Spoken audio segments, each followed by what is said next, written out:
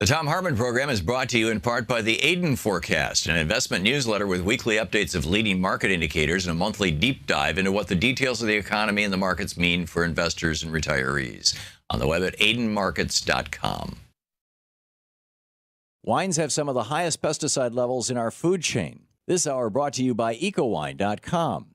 Pesticide-free wines, organic wines, imported from France by the Organic Wine Company, ecowine.com. Hartmann Program is brought to you in part by Super Beets. Super Beets are sourced from non-GMO beets, and they're packed with dietary nitrates, helping to produce nitric oxide for more energy, stamina, and support for healthy blood pressure levels naturally. For more information, call 800-223-8242 or visit tomsbeets.com.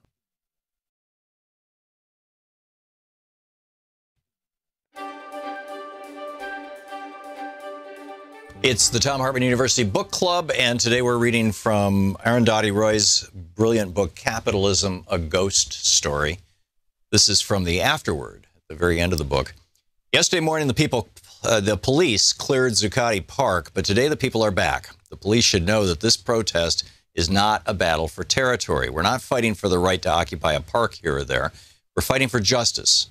Justice is not just for the people of the United States, but for everybody. What you've achieved since September 17th, when the Occupy movement began in the United States, is to introduce a new imagination, a new political language into the heart of the empire. You've reintroduced the right to dream into a system that tried to turn everybody into zombies, mesmerized into equating mindless consumerism with happiness and fulfillment. As a writer, let me tell you, this is an immense achievement. I cannot thank you enough. We are talking about justice. Today, as we speak, the Army of the United States is waging a war of occupation in Iraq and Afghanistan. U.S. drones are killing civilians in Pakistan and beyond. Tens of thousands of U.S. troops and death squads are moving into Africa. If spending trillions of dollars of your money to administer occupations in Iraq and Afghanistan is not enough, a war against Iran is being talked up. Ever since the Great Depression, the manufacture of weapons and the export of war have been key ways in which the United States has stimulated its economy. Just recently, under President Obama, the United States made a $60 billion arms deal with Saudi Arabia. It hopes to sell thousands of bunker busters to the United Arab Emirates. It has sold $5 billion worth of military aircraft to my country, India, my country, which has more poor people than all the poorest countries of Africa put together.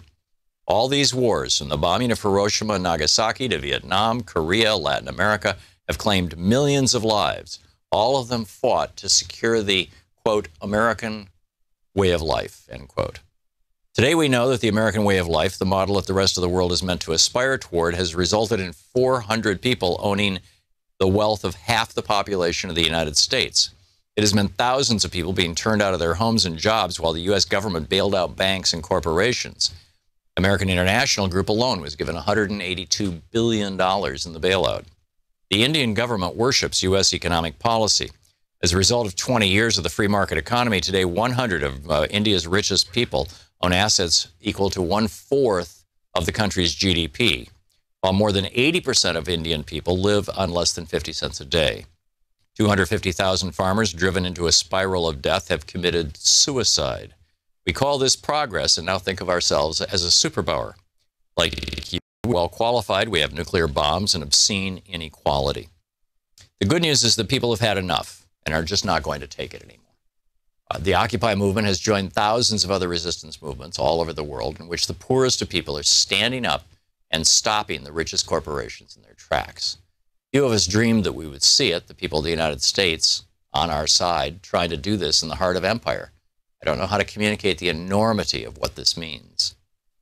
The 1% say we don't have demands. They don't know, perhaps, that our anger alone would be enough to destroy them. But there are some things, a few pre-revolutionary thoughts I had for us to think about together. We want to put a lid on this system that manufactures inequality. We want to put a cap on the unfettered accumulation of wealth and property by individuals as well as corporations. As capitalists and Liddites, we demand, 1, an end to cross-ownership in business. For example, weapons manufacturers cannot own TV stations. Mining corporations cannot run newspapers. Business houses cannot fund universities. Drug companies cannot control public health funds. 2, natural resources and essential infrastructure, water supply, electricity, health, and education cannot be privatized. 3, everybody must have a right to shelter, education, and health care. 4, the children of the rich cannot inherit their parents' wealth. This struggle has reawakened our imagination. Somewhere along the line, capitalism reduced the idea of justice to mean just human rights. The idea and the idea of dreaming of equality became blasphemous. We're not fighting to tinker with reforming a system that needs to be replaced. As a capist and a Lidite, I salute your struggle. Salam and Zimbad Dad. That's the end of the book. This is from the very opening of it, chapter 1. Is it a house or a home? A temple to the new India or a warehouse for its ghosts? Ever since Antilla arrived in Altamont Road in Mumbai, exuding mystery and a quiet menace, things have not been the same. Here we are, the friend who took me there said. Pay your respects to our new ruler. Antilla belongs to India's richest man, Mukesh Ambani. I'd read about this most expensive dwelling ever built, the 27 floors, 3 helipads, 9 lifts, hanging gardens, ballrooms, weather rooms, gymnasiums, 6 floors of parking, and 600 servants. Nothing had prepared me for the vertical lawn, a soaring 27-story high wall of grass attached to a vast metal grid. The grass was dry in patches, bits have fallen off in neat rectangles, clearly trickle down hadn't worked. But gush up certainly has. That's why in a nation of 1.2 billion, India's 100 richest people own assets equivalent to 1/4 of the GDP. And then Arundhati Roy goes on from there talking about how India is kind of an example of capitalism run amok. Capitalism.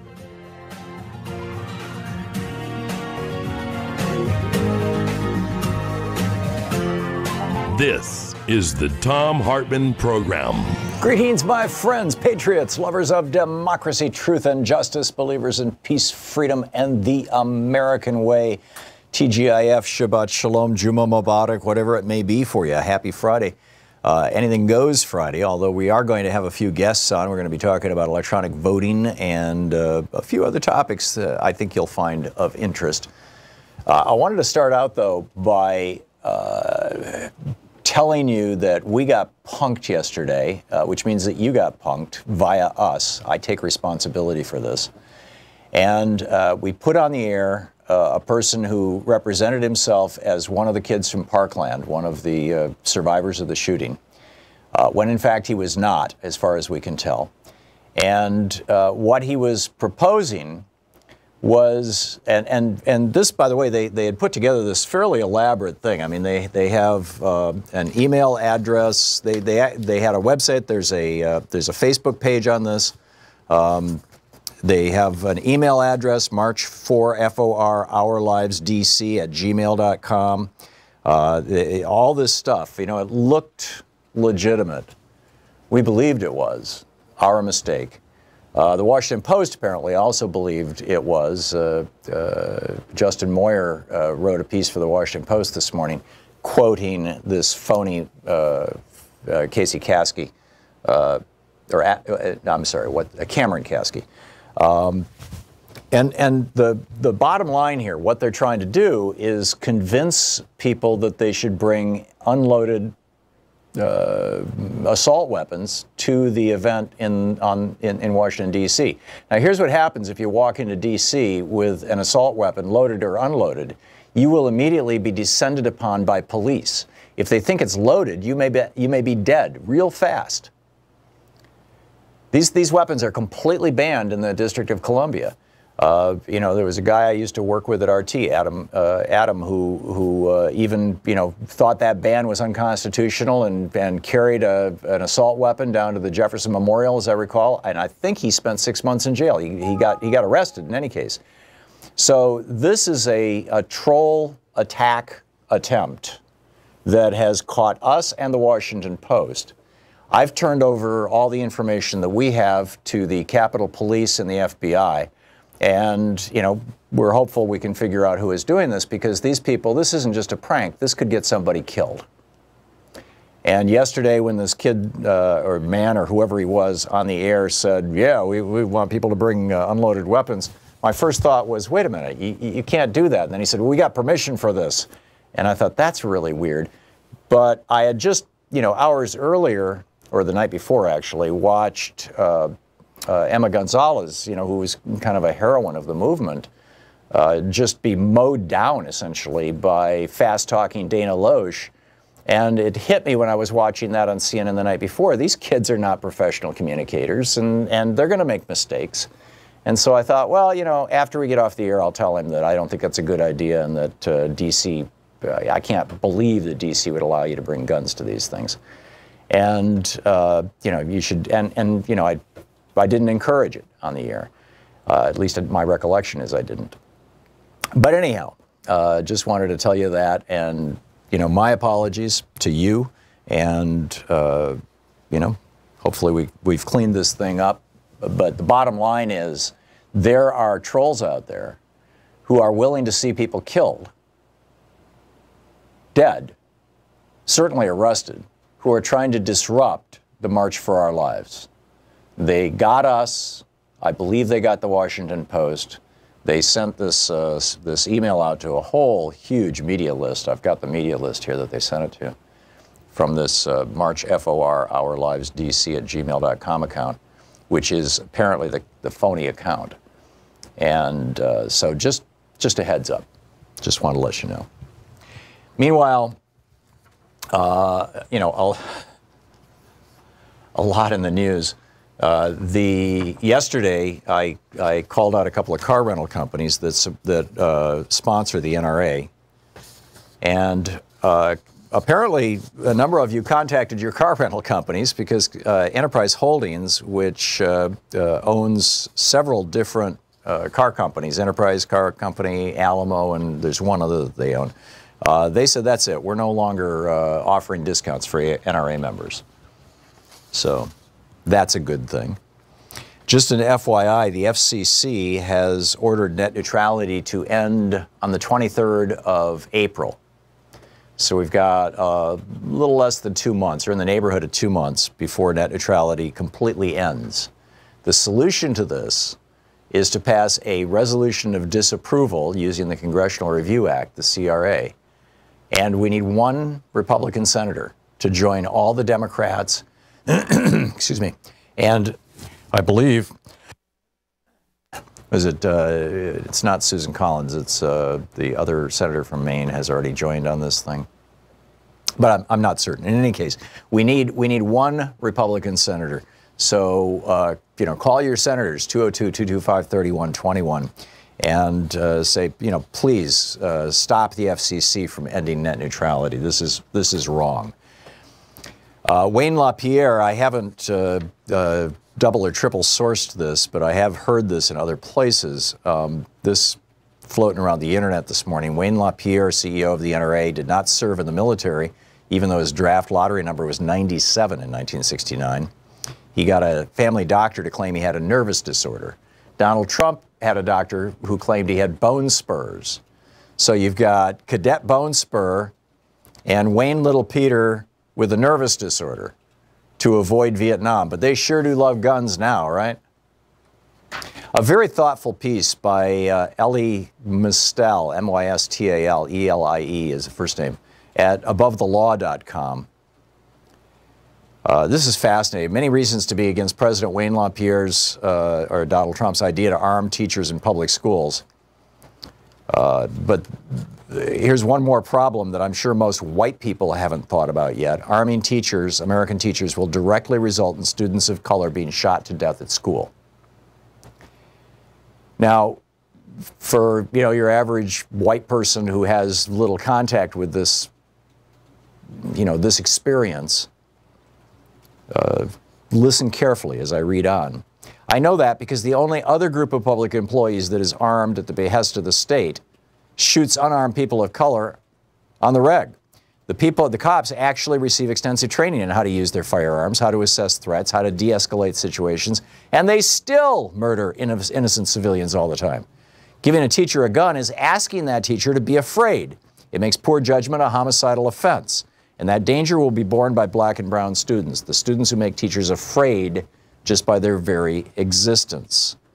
We'll be telling teachers to shoot armed terrorists breaching the schools. What's really going to happen is an unarmed black truant loitering in a hallway he's not supposed to be in gets shot 8 times by the jumpy choir director. Oh, she'll feel just awful about her mistake, but a jury of her peers will never convict her of a crime. One can assume that the legal system will treat armed teachers just like cops. And then it goes on. Having told the community that armed teachers are necessary to protect children, no jury is going to convict a teacher just because they mistakenly perceived a threat. And white America will rally around the poor teacher who emptied his clip into a loud, aggressive student of color who has a history of smoking cigarettes behind the school and getting into fistfights.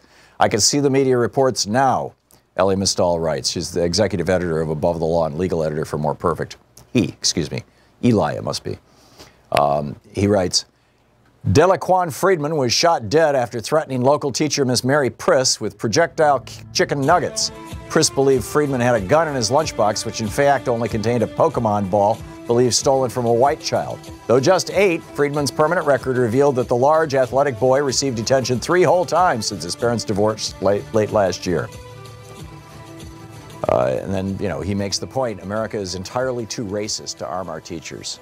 Excellent point.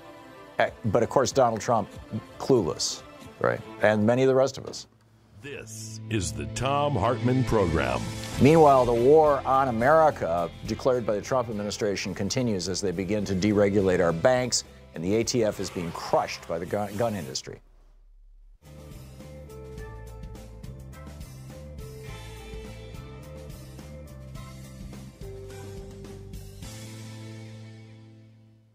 And welcome back. Let's see here, Steve, watching Free Speech TV on the Dish Network in Phoenix, Arizona. Hey, Steve, what's on your mind? Morning, Tom. Yeah, thanks for letting us know about that troll or whatever. I was watching it last night with my wife, and I said, it almost sounds like a robot or something weird talking. Yeah, he was using a voice changer of some kind, as far as I can tell. I use an IFB when I'm on the air, a little tiny earpiece. And so I couldn't catch the nuance, but the flag for me after in addition to his talking about bring your guns, was after we got off the air and Sean and Arthur, who are wearing headphones and they can hear it really, really well, they were like, his voice did not sound the same as it did when we first called him and put him on the phone. And he was using some sort of an electronic voice changing device for the on-the-air segment, and that should have been a huge flag. At that point, we decided not to put the clip up on YouTube. And now we've pulled it out of our podcast and everything else. We've done everything we can to nuke it, but, still, we need to tell the story. Yeah, smart move. Yeah, he didn't sound like a 17-year-old or an 18, 19-year-old at all. But yeah. Anyways, yeah. I do want to thank the legitimate young people for leading this movement, speaking out. They're the stars of the future. Yeah. They're the face, of our nation and leaders of our country in the future. And also, I do want to thank the corporations that are doing the honorable and right thing by saying a big fat no to this NRA terrorist organization. It's just the right thing to do. And now the NRA says, what about gun owners' rights? Well, Tom, what about my rights? What about your rights? What about everybody else's rights? It's like the smokers' rights argument, Totally. I want to be able to go to a mall, a sporting event. These kids and stuff, they want to be able to go to school. You should be able to go anywhere in the country, without being in fear or terrorized. Yeah. Some person, is going to shoot up the place. What's hysterical is Donald Trump just gave this speech at CPAC talking about how he's opposed to gun-free zones, and now he's going to get in his helicopter and go back to the White House, which is a gun-free zone. where he's going to meet with some members of Congress, which is a gun-free zone, who have been spending the day in their congressional offices at the Hart Building, the Dirksen Building, and whatnot, which are all gun-free zones. I mean, if these Republicans really hate gun-free zones, open the doors of the White House, open the doors of the Capitol building to guns. Yeah, put your money where your mouth is. Right. Yeah, Or your body.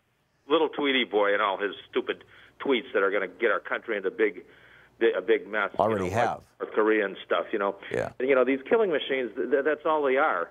And you opened my eyes up to what damage these bullets can do. It's not just like a normal bullet. I saw you speaking about it, and also Lawrence O'Donnell last night. Oh, there's a piece in the Atlantic right now that's just devastating by one of the ER docs who worked on the Parkland kids. And the bullets are lighter weight, but they travel at a higher speed. Mm-hmm. And so they're like basically designed to tumble and shatter inside the body, and they're devastating.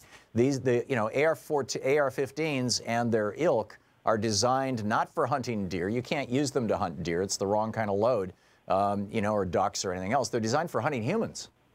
I don't want to be hunted. If you want to hunt, if you want to hunt humans, give it to the military and the police. Or go play paintball. In a war. No average citizen should have any access to any type of an assault weapon. Yeah. None, period. That's the end of the story. Yeah, I'm totally with you, Steve. And we need an assault weapons ban, and we need it soon. We had one from '94 to 2004, and it did save lives. Steve, thank you for the call, and thanks for watching Free Speech. We'll be back. It's coming up about 20 minutes past the hour.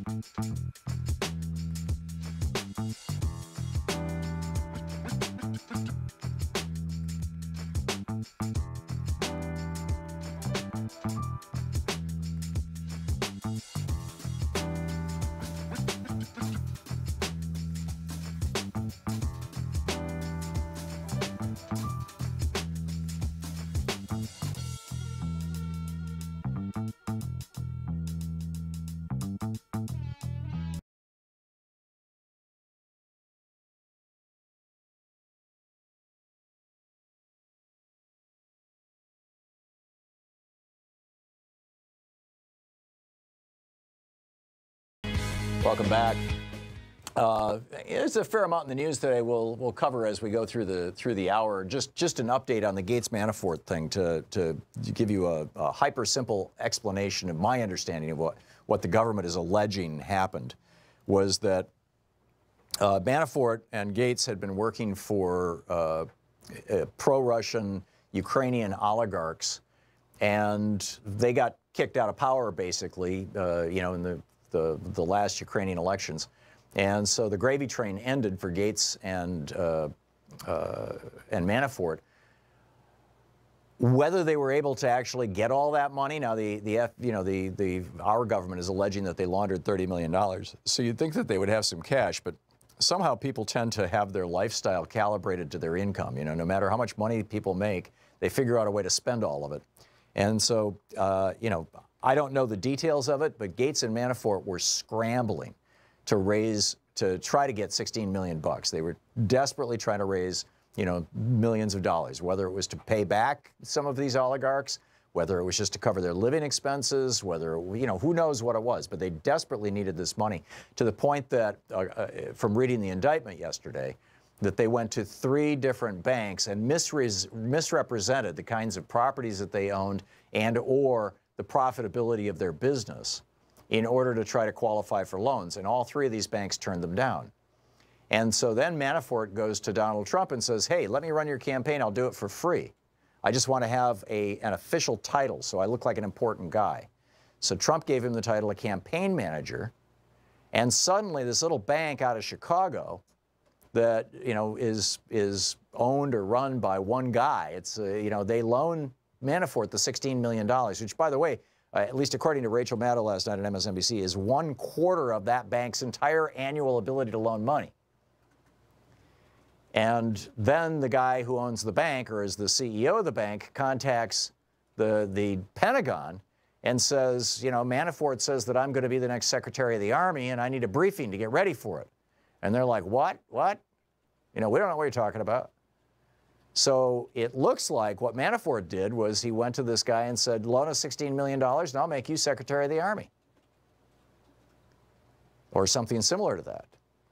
And Manafort got the money, and now the FBI is looking into this. So, it's got nothing to do, on the surface anyway, with Trump and Russia and all that stuff. But what it does indicate, and I think this is really important, and it's a really important carry home, is that Manafort was running a criminal operation while he was running the Trump campaign. Now, why would he do that? Well, because Donald Trump is a grifter too, and it's like that's the new standard. So it shouldn't surprise us when Trump gets up at CPAC and just starts, it shouldn't surprise us that, over 2,000 lies in his first year in office. I mean, documentable, consequential lies. Shouldn't surprise us at all. Noelle in Nole, Hawaii. Am I saying that right, Noelle? Yes, Ninole. 3 things. I wonder if you could talk about the fairness doctrine and whether it could be revived. Secondly, please re-explain the 2 Santa Clauses. And third, your book, We the People, that I use in my classes at a community college, needs to be updated. Is there any hope for that? I agree that We the People needs to be updated. I have not even heard from that publisher in years. I haven't gotten a royalty check in years. I'm not sure that they're even still around. But thanks for the reminder, Noelle. I'll see if I can reach out to them. It's been a couple of years since I tried. The 2 Santa Claus theory is real simple. It's that Jude Wanniski back in the mid-1970s pointed out that the Republicans kept losing elections because they were always the party of Scrooge. They were the party of no. The Democrats said, we want to give people Social Security. The Republicans said no. Democrats said, we want to give them Medicare. Republicans said no. They said, we want to extend long-term unemployment benefits. The Republicans said no. We want to have food safety and clean air. The Republicans said no. So he said, Republicans have to become a Santa Claus party too. So let's become the Santa Claus of tax cuts. So the Democrats get to be the Santa Claus of social welfare programs and clean air and good jobs, and the Republicans get to be the Santa Claus of tax cuts. The stage 2, though, is forcing the Democrats to shoot their own Santa Claus. In other words, to kill off Social Security, Medicare, Medicaid, and other programs, WIC and whatnot. And the way to do that is when Republicans control the White House, run up as massive a debt as possible. Reagan tripled the national debt. It went from $800 billion to almost $2 trillion in his 8 years. Run up the biggest national debt you possibly can, and then as soon as a Democrat comes into the White House, like Bill Clinton in '92, starts screaming bloody murder about the national debt, and create enough public opinion that Democrat will have to try to shoot Santa Claus. Will start, proposing balanced budgets and cutting back on things, which, by the way, is exactly what both Clinton and Obama did. They walked right into it. With regard to the fairness doctrine, I don't think it's ever going to be reinstituted because, at least not in the current environment, because there has been so much media consolidation. Basically, virtually all of the major radio stations of any consequence in this country are owned by 3 companies that are overtly right-wing in their political bias. And so, you'd have to start with the ownership rules, which were not part of the fairness doctrine, but were part of FCC rules. And those ownership rules have been knocked down through a series of steps at the FCC, at the White House, and then with the Telecommunications Act in 1996. There have been so many holes shot in this whole thing that the media is now basically in the hands of the oligarchs. Noelle, thanks for the call. We'll be back. You're listening to the Thom Hartmann Program. Call 202-808-9925. We'll be back with more of your calls, the news of the day, and my thoughts on all of the above here on Anything Goes Friday, right after this.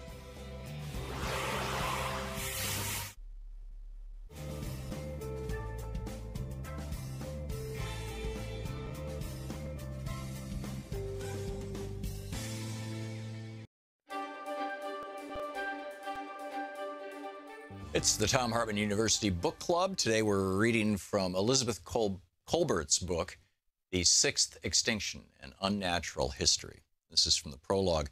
Beginnings, it's said, are apt to be shadowy. So it is with this story, which starts with the emergence of a new species, perhaps 200,000 years ago. The species does not yet have a name, nothing does, but it has the capacity to name things. As with any young species, this one's position is precarious. Its numbers are small and its range restricted to a slice of eastern Africa. Still, its population grows, but quite possibly when it contracts again, some would claim near fatally, to just a few thousand pairs. The members of the species are not particularly swift or strong or fertile. They are, however, singularly resourceful. Gradually, they push into regions with different climates, different predators, and different prey. None of the usual constraints of habitat or geography seem to check them. They cross rivers, plateaus, mountain ranges. In coastal regions, they gather shellfish. Farther inland, they hunt mammals. Everywhere they settle, they adapt and innovate. On reaching Europe, they encounter creatures very much like themselves, but stockier and probably brawnier, who have been living on the continent far longer. They interbreed with these creatures and then, by one means or another, kill them off. The end of this affair will turn out to be exemplary. As the species expands its range, it crosses paths with animals twice, 10, even 20 times its size. Huge cats, towering bears, turtle as big as elephants, sloths that stand 15 feet tall. These species are more powerful and even fiercer, but they are slow to breed and thus are wiped out.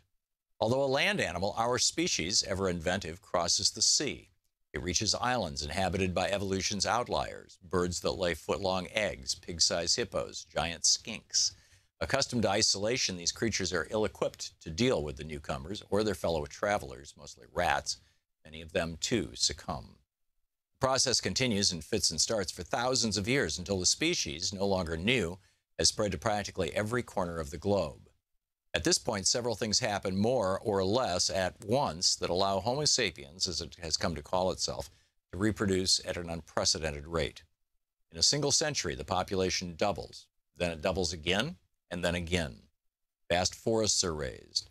Humans do this deliberately in order to feed themselves. Less deliberately, they shift organisms from one continent to another, reassembling the biosphere. Meanwhile, an even stranger and more radical transformation is underway. Having discovered subterranean reserves of energy, humans begin to change the composition of the atmosphere. This, in turn, alters the climate and the chemistry of the oceans. Some plants and animals adjust by moving. They climb mountains and migrate toward the poles. But a great many, at first hundreds, then thousands, and finally perhaps millions, find themselves marooned. Extinction rates soar, and the texture of life changes. No creature has ever altered life on a planet in this way before, and yet other comparable events have occurred. Very, very occasionally, in a distant past, the planet has undergone change so wrenching that the diversity of life has plummeted. 5 of these ancient events were catastrophic enough that they're put in their own category, the so-called Big Five. What seems like a fantastic coincidence, but is probably no coincidence at all, the history of these events is recovered just as people come to realize that they're causing another one. When it's still too early to say whether it will reach the proportions of the Big Five, it becomes known as the Sixth Extinction. The story of the Sixth Extinction, at least as I've chosen to tell it, comes in 13 chapters. Each tracks a species that is in some way emblematic. The American mastodon, the great auk, an ammonite that disappeared at the end of the Cretaceous alongside the dinosaurs. The creatures in the early chapters are already gone. And this part of the book is mostly concerned with the great extinctions of the past and the twisting history of their discovery, starting with the work of the French nationalist Georges Cuvier. The second part of the book takes place very much in the present, in the increasingly fragmented Amazon rainforest, on a fast-warming slope in the Andes, and on the outer reaches of the Great Barrier Reef. I chose to go to these particular locations for the usual journalistic reasons, because there was a research station or because someone invited me to tag along on an expedition. Such is the scope of the changes now taking place that I could have gone pretty much anywhere, and with the proper guidance found signs of them. One chapter concerns a die-off happening more or less in my own backyard and quite possibly in yours. If extinction is a morbid topic, mass extinction is, well, massively so. It's also a fascinating one. In the pages that follow, I try to convey both sides, the excitement of what's being learned, as well as the horror of it. My hope is that readers of this book will come away with an appreciation of the truly extraordinary moment in which we live. And then jumping to page 15. The same way acoustical engineers speak of background noise, biologists talk about background extinction. In ordinary times, times here understood to mean whole geological epochs, extinction takes place only very rarely, more rarely than speciation, and it occurs at what's known as the background extinction rate. This rate varies from one group of organisms to another. Often it's expressed in terms of extinctions per million species years. Calculating the background extinction rate is a laborious task that entails combing through whole databases worth of fossils. And then she goes on to talk mammals, it's about 0.25 per million species years. So on. The book, The Sixth Extinction by Elizabeth Colbert.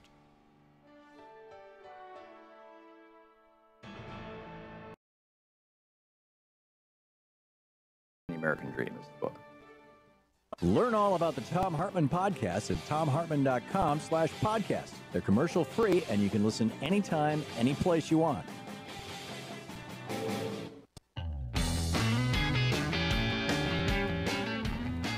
TGIF, welcome back. Okay, Samuel Sinagwani. I'm not sure how to pronounce his last name. It's Sinyangwe. He tweets at Sam Sway, Samswey. And he notes, and I've been following him for a while. I'm not sure why I originally started following him, but this tweet of his certainly corroborates my instinct. He says, after Columbine, over 10,000 school police officers were hired just in case a school shooting happened. 2 decades later, they haven't stopped a single school shooting. Instead, they've arrested over 1 million kids, mostly students of color, for routine behavior violations. 70,000 students were arrested at school during the 2013-14 school year alone. 2/3 were students of color. Not one case where a school police officer intervened and stopped a school shooting. Study of Delaware schools arrests found 75% were for disorderly behavior or fighting without weapons. This would have likely resulted in detention or suspension before. Now kids get arrested, incarcerated, and stigmatized with a criminal record. And then he goes through a long list of all the, shooter, Campbell High, shooter disarmed by unarmed teacher. Essex Elementary, shot himself. Weston High, unarmed janitor and principal disarmed shooter. West Nickel Mines committed suicide. Malheur South suicide. Chardon High shooter chased out by unarmed teacher. He goes through the list of all the how all these shootings that were stopped, and it's fascinating. I recommend it to you. It's I just retweeted the main piece of the thread. You can check it out on our Twitter feed at THOM_Hartmann with 2 N's. Bill in Seattle. Hey, Bill. Thanks for listening to KBCS. What's on your mind? Hi, Tom. First-time caller, long-time listener. Pleasure to be on the show. I've been listening to you for about 5 years now, and I hear you talk about SSRIs a lot. And I've been on SSRIs for about 23 years now, give or take a couple where I haven't taken them. And sometimes I think it's a little dangerous when people who are not doctors dispense advice about SSRIs, because the effects that you were talking about, I don't really experience those. I'm a very empathetic person, and I am in touch with other people's emotions and whatnot, even though I'm on SSRIs. But they're not an answer, but it does stop me from having suicidal thoughts. So I don't think that sometimes it works the same for everybody. Bill, have you ever gone 2 weeks without them? I have. I've actually gone about a couple of years without them. So what happened? What was the withdrawal like? Bad stuff happened in my life, and I wanted to commit suicide. And I kind of realized at that point that I just need to be on them the rest of my life. So here's the problem, Bill. I have friends who started taking benzo drugs back in the 60s and 70s when they were being passed out like candy. Valium. I'm forgetting the names of some of the sleeping pills that are benzo drugs. Restoril is one, others. And the pharmaceutical industry has this funny habit. Once they've got brand new drugs that are patentable and high profit, they start trashing the older drugs. And so the SSRIs, they rolled out the SSRIs some 20 years ago. Now there's, these new generations of designer SSRIs that are more profitable. And so they're basically banning the benzo drugs. Now it's becoming virtually impossible for physicians to prescribe them to people who've been on them for decades. And those people, and Google this, please, I encourage you to. People are going through just insane withdrawal symptoms from stopping the benzo drugs. I personally know 3 people who have tried to quit SSRIs, and 2 of them couldn't because they were getting the electric shock to the brain, and the suicide was overwhelming them.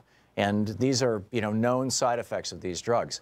And so my concern, and frankly, this is, I think, a legitimate concern for anybody who thinks that they're going to have to be on any kind of pharmaceutical that's controlled by the for-profit pharmaceutical industry for the rest of their life, is that, next year, if they develop a less addictive form, and I use the word addictive cautiously, I realize SSRIs are not categorized as addictive, but again, try quitting them. Anybody who has been on them for years and years, when they develop the new generation of drugs, the MPLIs, let's say, and then they suddenly start acknowledging these SSRIs are really, really hard for people to get off, you may be in that same situation that my friend from college who lives in Florida is in right now of, not being able to get her benzo drugs and totally freaking out. Yeah, benzos and SSRIs are completely different. I've had I understand some experience with benzos, and they're pure evil, in my opinion. Yeah. Okay. Well, Bill, I'm glad they work for you. I really am. And, good luck. Greg in Spokane, Washington. Hey, Greg, thanks for listening to KYRS. What's up? Hi, Tom. I would like to talk about our energy independence for not only the United States, but the world, through hydrogen. I don't really hear it much on the news. Hydrogen is coming to the United States.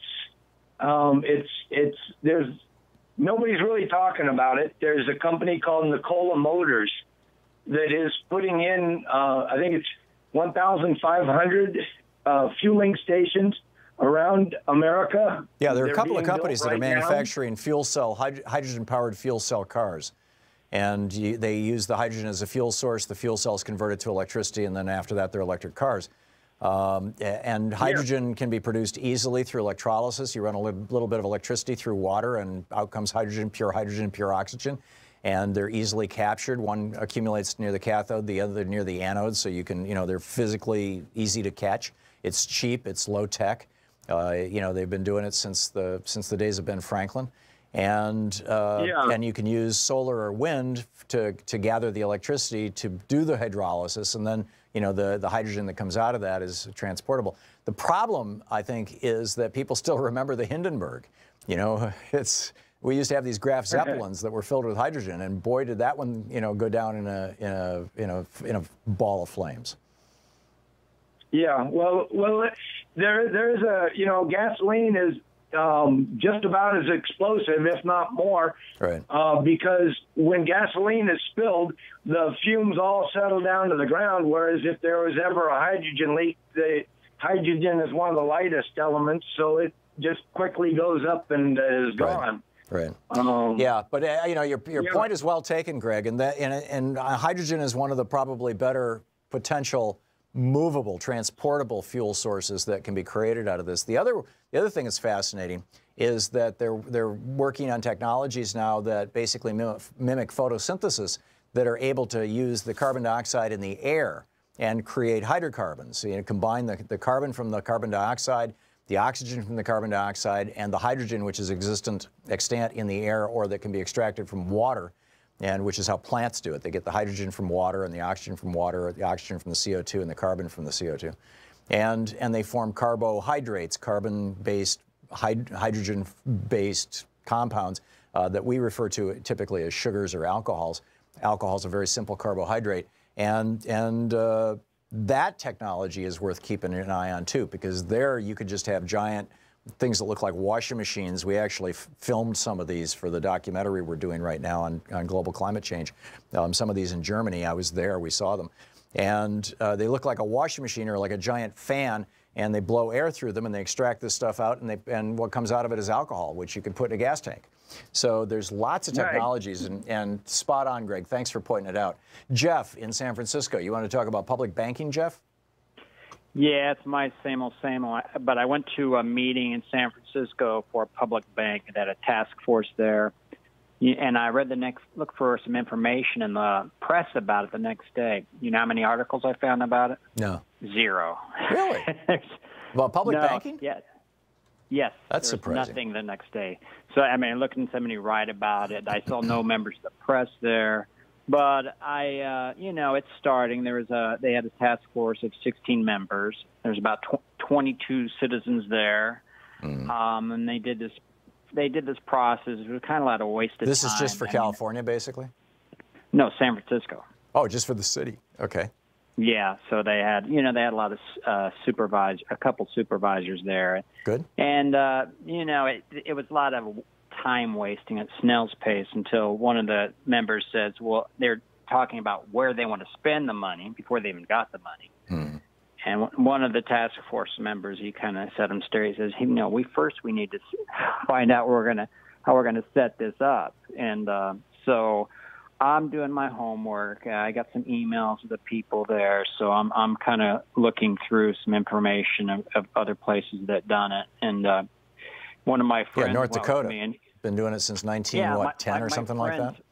Yeah, my friend from North Dakota, he's actually there with me, and he said, hey, they've been doing this in North Dakota for 100 years. Why don't we go look at what they've done? Yep. So, but, at least it's in the process, so I have some hope there.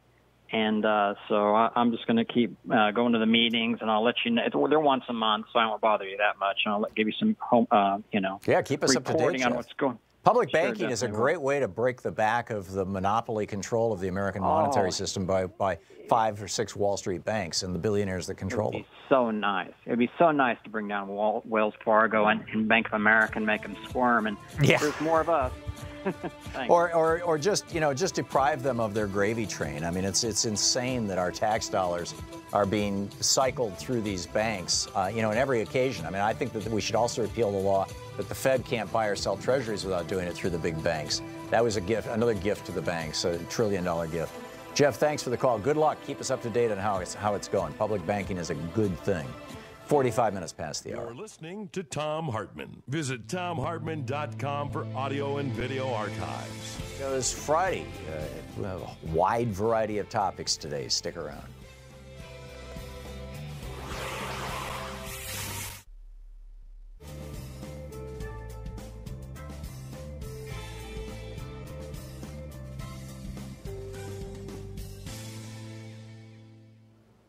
And welcome back. Jack, watching Free Speech TV in Petaluma, California. Hey, Jack. Thanks for watching. What's on your mind? Hey, Tom. How are you doing today?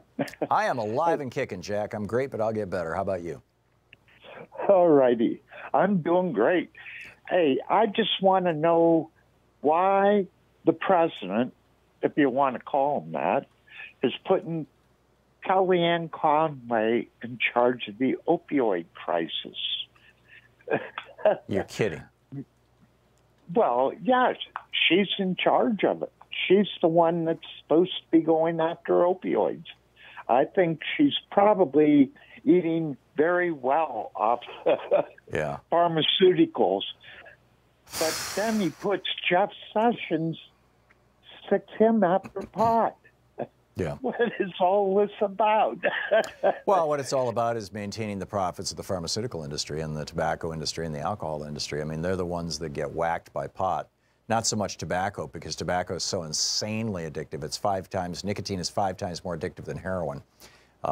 So that's probably not going to be hurt badly. But we know, the experience. Colorado is the most well documented that crime went down, something on the order of over 20% when marijuana was legalized. That drunken driving incidents went down by, as I recall, in the 20% range.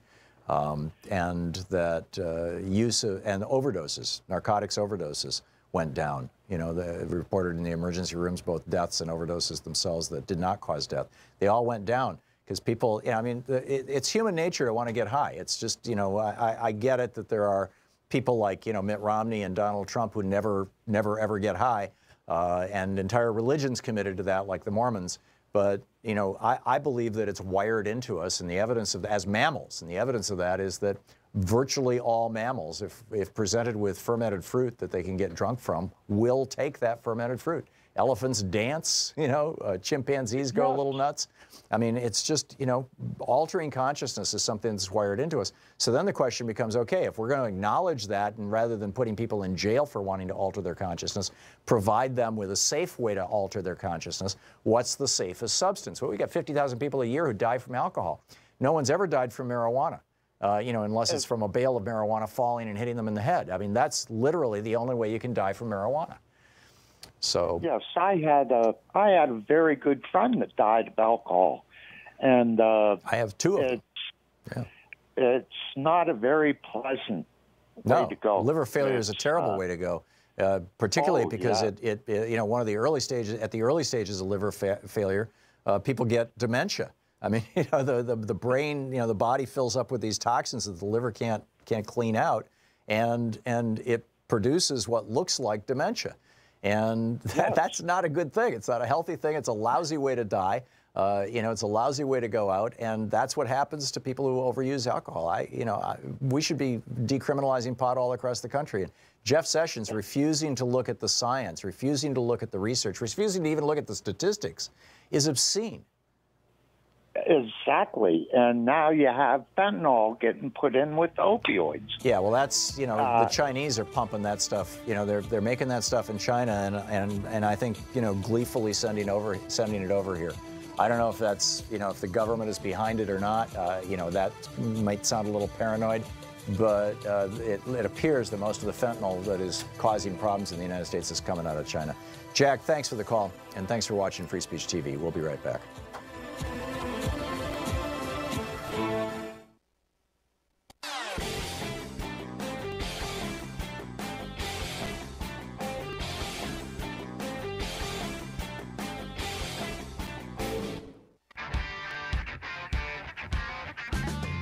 Welcome back. Ken in Big Fork, Montana. Hey, Ken, what's on your mind today?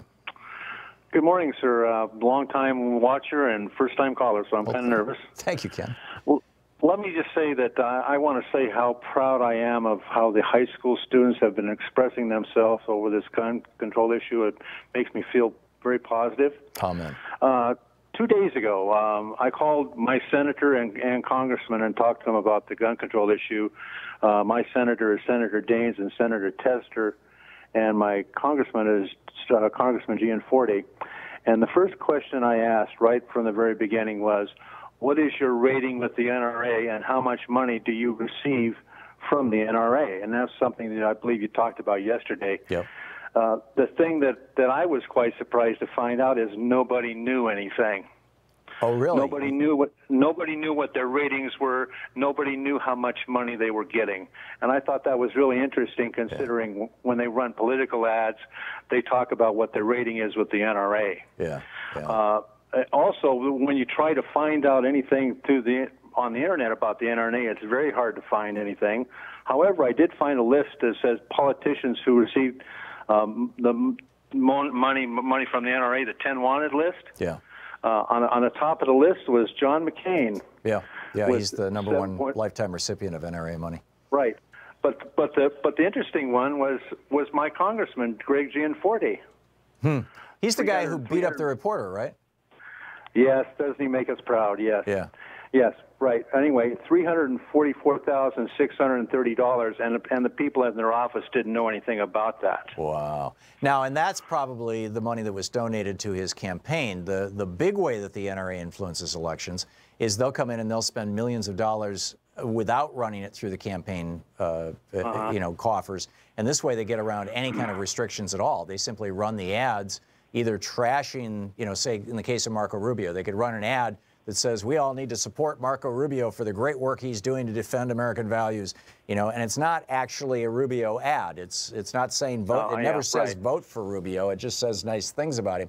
Or if he's got a challenger, if there's a Democrat running against him, they'll run attack ads against the challenger. And those are not considered in-kind contributions if they do it exactly right. And the NRA Right. spends, I mean, that's how they put 30, 40 million bucks into Trump's campaign. Right. So. Then I talked to him about, 33,000 people killed per year. Two Right. congressmen have been shot. The Las Vegas situation, and asked him about, so who pays for all these medical and funeral expenses? This has got to be something that's ridiculous. I mean, you can't fund this with just GoFundMe pages. And I basically told him, I said, just because a person has mental problems and likes to play with matches doesn't give them the right to go out and buy a flamethrower. Right. And I talked to him about the things that you see at gun shows. The thing that if you want to buy a gun and you have a criminal record or you have a history of mental problems, you go into a sporting goods store and you fill out that form, you can't buy anything. However, if you go to any gun show, or answer an ad in the paper, you can buy absolutely anything you want. Yeah. And I'm amazed at the things that I've seen at gun shows: AR-15s, AK-47s, 20-30 shot clips, a 30 caliber machine gun. Whoa. A 50 caliber Browning machine gun, Barrett sniper rifle. And this is the current issue that the Army and the Marine Corps is using right now.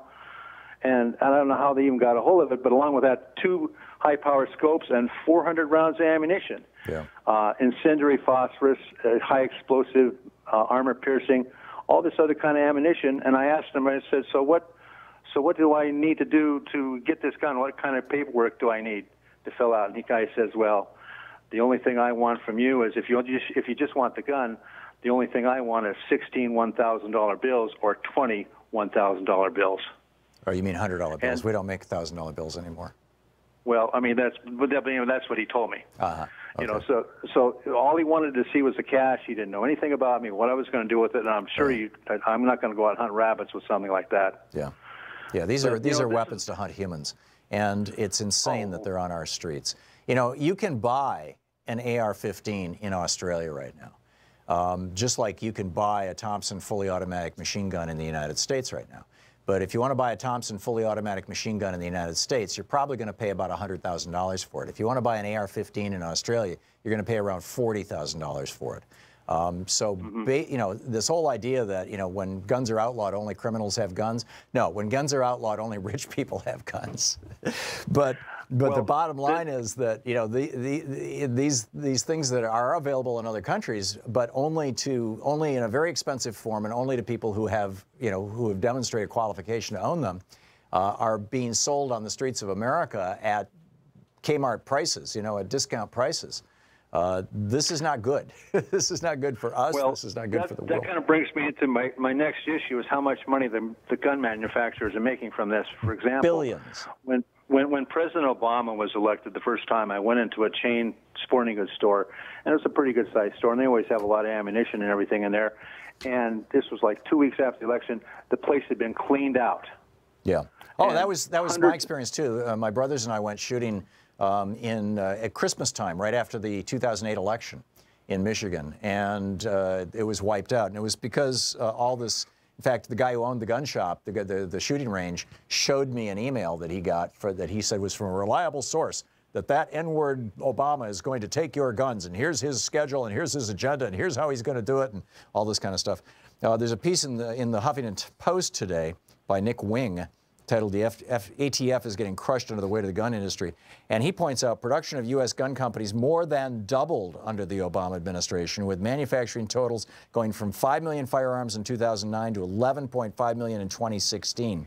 Gun sales appear to go up by similar margins over that time. At the same time, the number of federally licensed gun dealers increased by 9,000, topping out at 56,700 in 2016. So, and most of that was driven by just plain old garden variety racism. Oh my God, there's a black guy in the White House. We need a gun. And this is what happened. And it's, oddly enough, the gun sales are dying down right now that Donald Trump's in the White House. And that's got the gun industry quite upset. And I'm convinced that the NRA just loved the fact that there was a slaughter, because it was an opportunity for Wayne Little Penis and Dana Loesch to get out there and flog their talking points on national television, and the networks allowed them to inject this poison into the American bloodstream just yesterday morning. It's incredible. Ken, thanks for the call. You're listening to Thom Hartmann.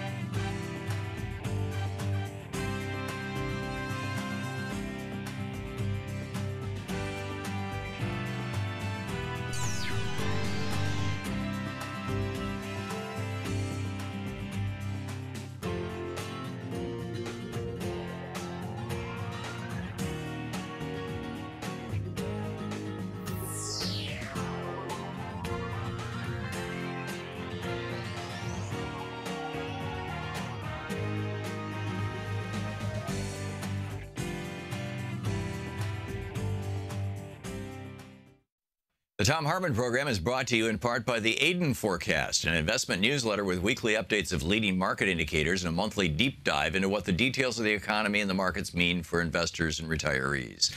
On the web at aidenmarkets.com. Wines have some of the highest pesticide levels in our food chain. This hour brought to you by ecowine.com. Pesticide-free wines, organic wines, imported from France by the Organic Wine Company, ecowine.com. Hartmann Program is brought to you in part by Super Beets. Super Beets are sourced from non-GMO beets, and they're packed with dietary nitrates, helping to produce nitric oxide for more energy, stamina, and support for healthy blood pressure levels naturally. For more information, call 800-223-8242 or visit tomsbeets.com.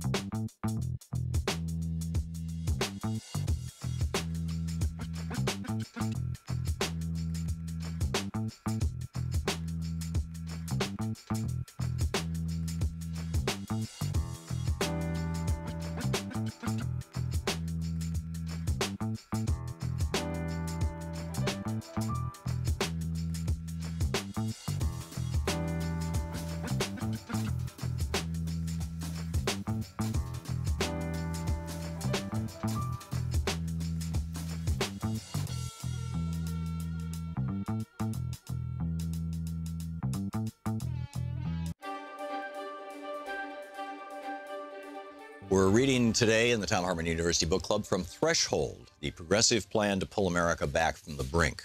This is Chapter 3, page 53. It's titled Population.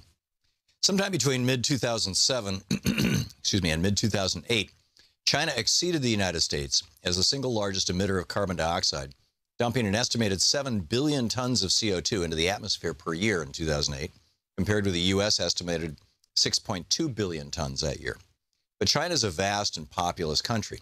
On a per-person basis, Americans are still the most profligate producers of carbon dioxide, with the average American in 2008 directly responsible for around 19.4 tons of greenhouse gas, not to mention the portion of China's emissions that went to make products shipped to and consumed by Americans. Russia, with its less than modern industrial infrastructure, comes in second at around 11.8 tons per person. It's a cold country, and few homes are truly winterized. Then the European Union at 8.6 tons per person, and China at 5.1 tons per person. India, which is rapidly industrializing, is still one of the most efficient per-person nations in the world at 1.8 tons of CO2 per person per year. Although that's because much of the country is so poor they don't have cars, the winters don't require much heat except in the extreme north, and the focus of India's industrialization has been digital rather than manufacturing. The largest driver of all these processes that are tearing our planet apart and putting all life at risk is the increase in human biomass. There are roughly 1 trillion pounds of human flesh on the planet right now, and assuming a worldwide average food consumption of around 3 pounds per person, in the U.S. it's almost 5 per day, we're consuming around 7 trillion pounds of food per year. One result of this is that over half of the entire net productive capacity of the planet, the entire planet's ability to produce edible products from photosynthesis, is now used up, displaced, or wiped out by humans, leaving every other life form on Earth to compete for the leftovers. Our population growth has not been particularly even. In the first 100,000 years of human history, we averaged around 20 to 50 million people total. 60,000 or so years ago, as we moved out of Africa and began to cover the world, we crept up to a few hundred million by the time of Christ, 2,000 years ago. Around the time of the Crusades, when the world was, by most definitions, pretty well populated, we were coming into conflict with each other all over the world. There were only 500 million of us on the entire planet. Not long after the American Revolution, we hit our first billion humans on planet Earth in 1800. The second billion didn't take 165,000 years. We doubled our population in just 130 years, hitting 2 billion in 1930, just as the United States was sliding into the Republican Great Depression. But that economic debacle didn't slow the growth of human numbers. By the year JFK was sworn in, just 30 years later, the planet had added another billion humans. The growth in population was driven largely by cheap, abundant oil and fertilizer and pesticides made from it, the farm and transportation equipment fueled by it, and the processing, packaging, and distribution system made possible by oil that lets a person in Iowa have a lunch of tilapia fish grown in ponds in China, lettuce and tomatoes grown in Mexico, wine imported from France, and a fruit cup of berries imported from Chile and strawberries from Nicaragua. In this environment of relatively abundant food, even in the third world, our fourth billion took us only 14 years to add, 1974. Our fifth billion only 13 years, 1987. And our sixth billion only 12 years, 1999. As oil became more expensive, raising the price of food indirectly, since most of us are actually eating oil, population growth first began to slow in the first decade of the 21st century. Part of this was attributable to birth rate declines in developed countries, part to an explosion in the death rates because of TB and AIDS in the third world, part to famine and associated diseases in sub-Saharan Africa as deserts moved south due to global warming. But while growth is slowing, we're still adding people at a rate many times faster than just 3 centuries ago. Topsoil all over the world is vanishing. Transportation is becoming exponentially more expensive. And as human population density increasingly resembles the inside of a petri dish, diseases ranging from TB, more than 1 billion people are infected, and more die from that than any other cause worldwide, to AIDS, to the constantly mutating common cold and related corona and flu viruses, remember SARS, represent a menace that is dramatically amplified by the trillion pounds of human flesh such diseases inhabit. We are not the first culture to reach this threshold of population versus resources. As I discussed at length later in this book, the Maori of New Zealand, a group of Polynesian explorers, are a prime example of a culture that, like the Europeans who discovered America, thought they had found a land of unlimited wealth and food, but ultimately learned that there is a limit to growth, the biosphere, and that when you unthinkingly hit that limit, life can become hellish and democracy nearly impossible. But the concept of a limit to growth, or a finite world, was largely unknown to the classical economists on whose assumptions, formulas, and work our modern, I think.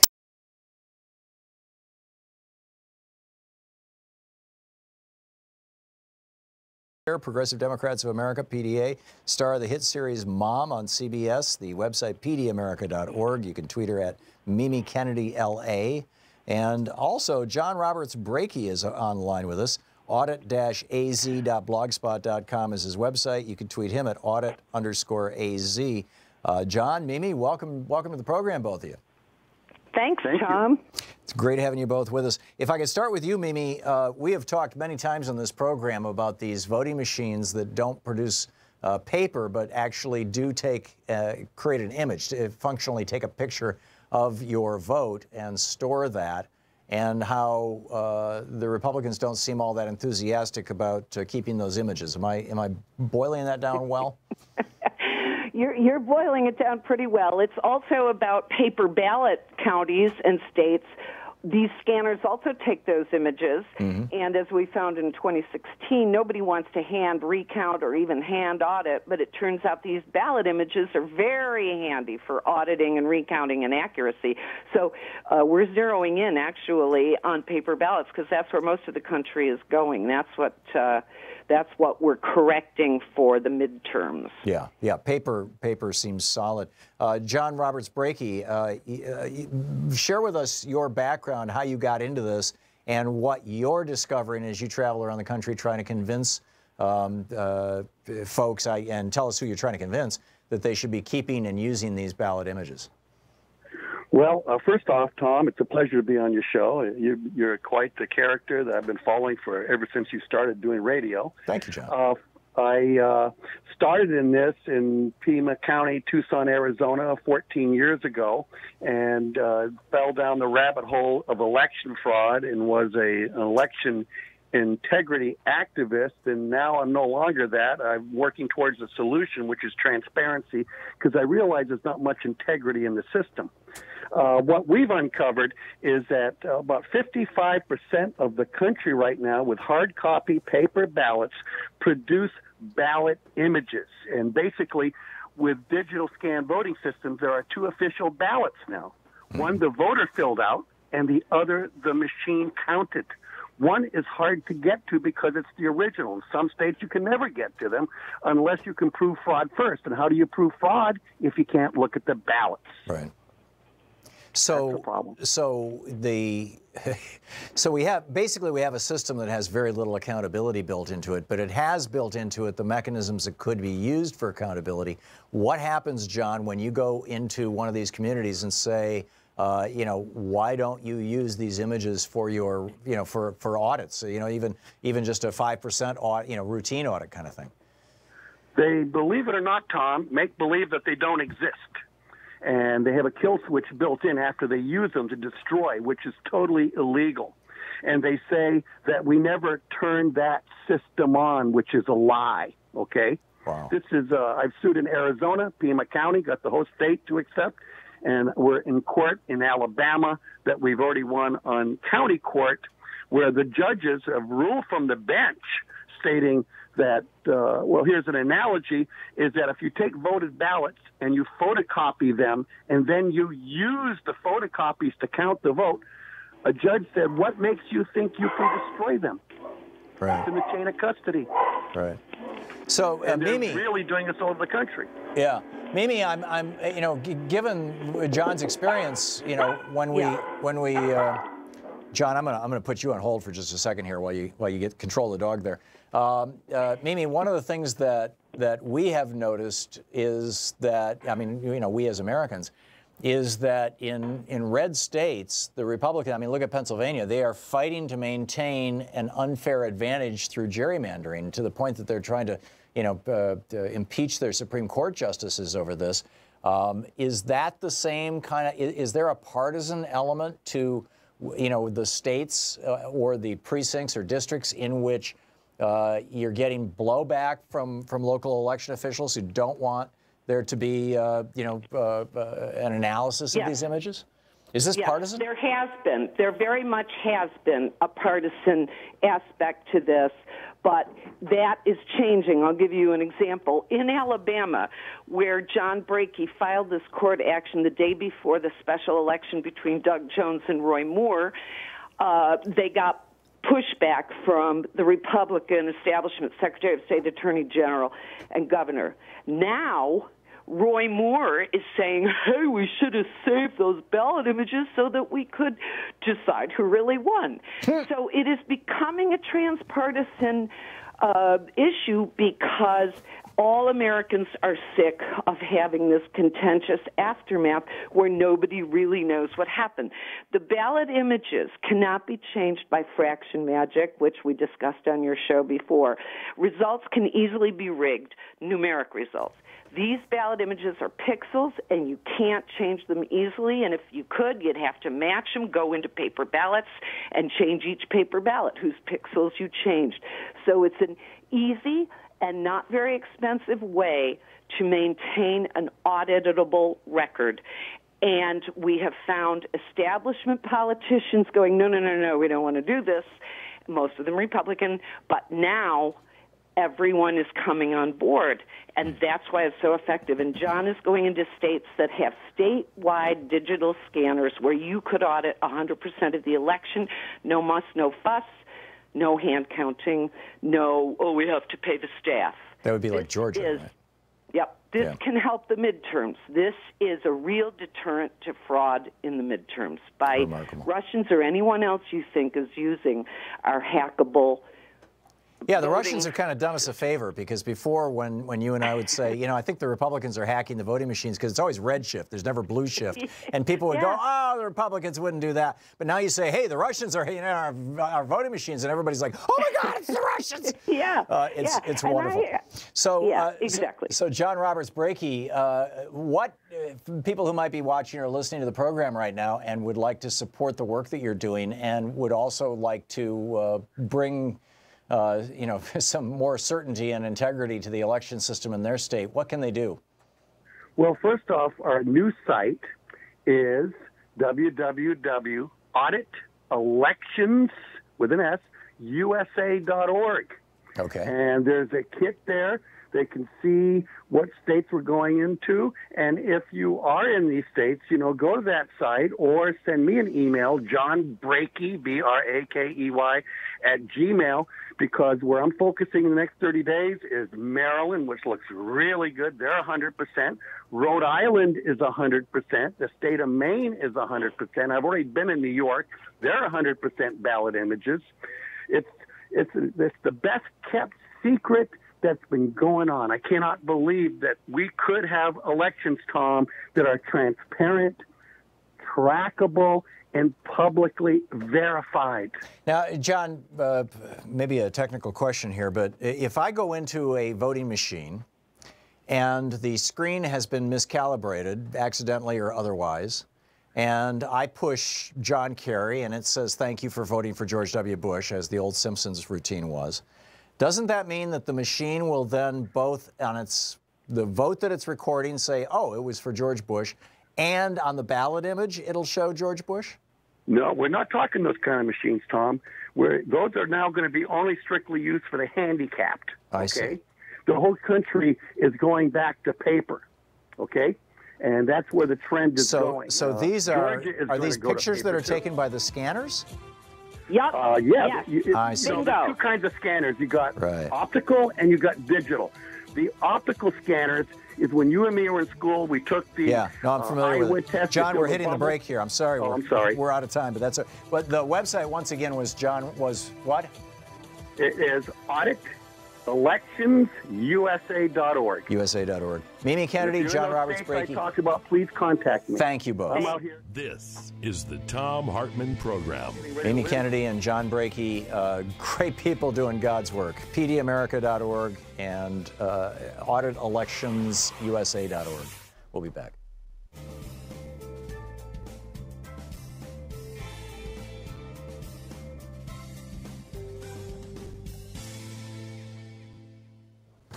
And welcome back. Let's see here, Free Speech TV. Carol in Monessen, Pennsylvania. Hey, Carol, what's on your mind today? Thanks for watching Tom, Free thanks Speech. for taking my call. Sure. I know that you know about the redistricting in Pennsylvania, but now the Republicans really have their knickers in a twist, and they're trying to sue over this redistricting plan that we have.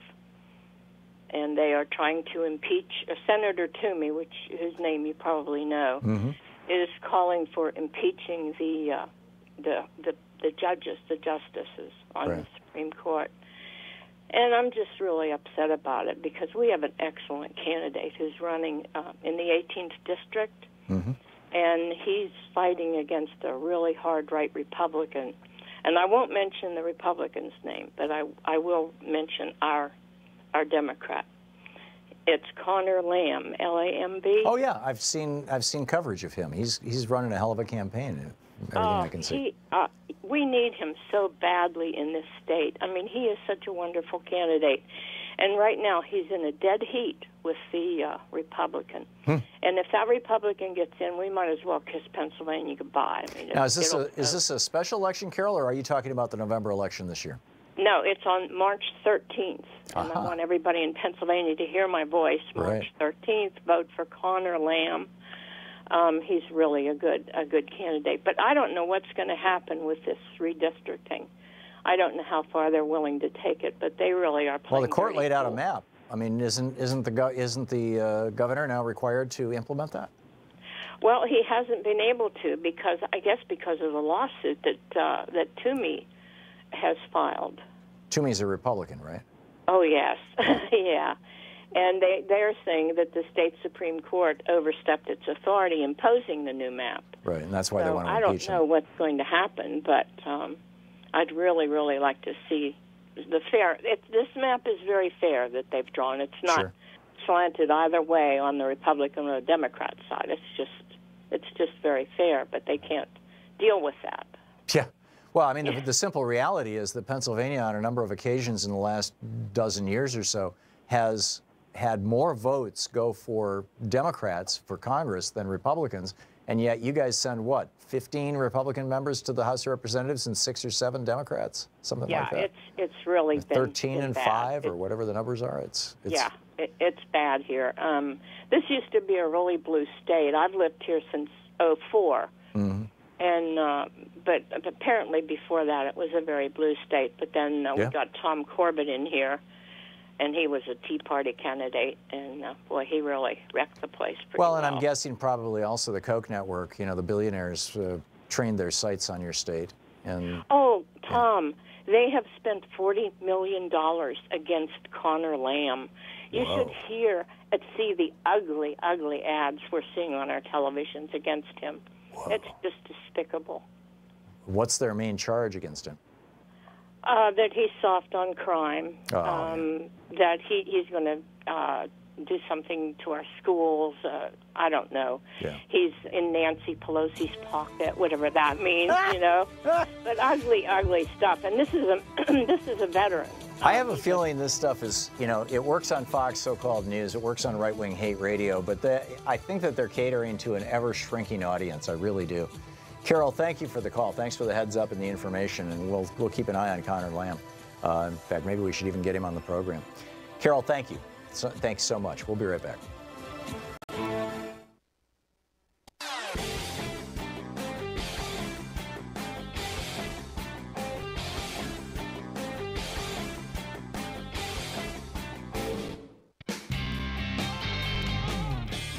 Welcome back. It's Anything Goes Friday here on the Thom Hartmann Program. William in Eureka, California, listening on KGOE. Hey, William, one station we've been on for, geez, a decade or more. Hey, William, what's on your mind today? Hey, Tom. Thanks for taking my call. First-time caller, or long-time listener. Thank you. Do you mind if I give a quick shout-out to KGOE, our local progressive radio station?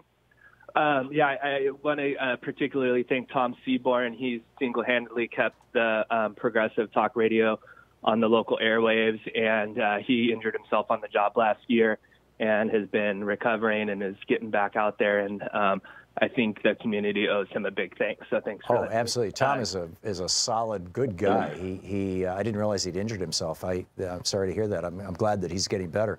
He participated in getting us on the air, I believe, in the first place, and has been a great station manager there.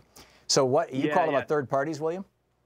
Yeah, I did. And a couple months ago, I think in December, you mentioned a case where the Green Party had taken $1 million or something to that effect for splitting a ticket in a particular race. And I was wondering if maybe after my call, you could revisit that. My recollection, briefly. William, is that that was a congressional race in Utah, and that the amount was something like $97,000, a little less than $100,000.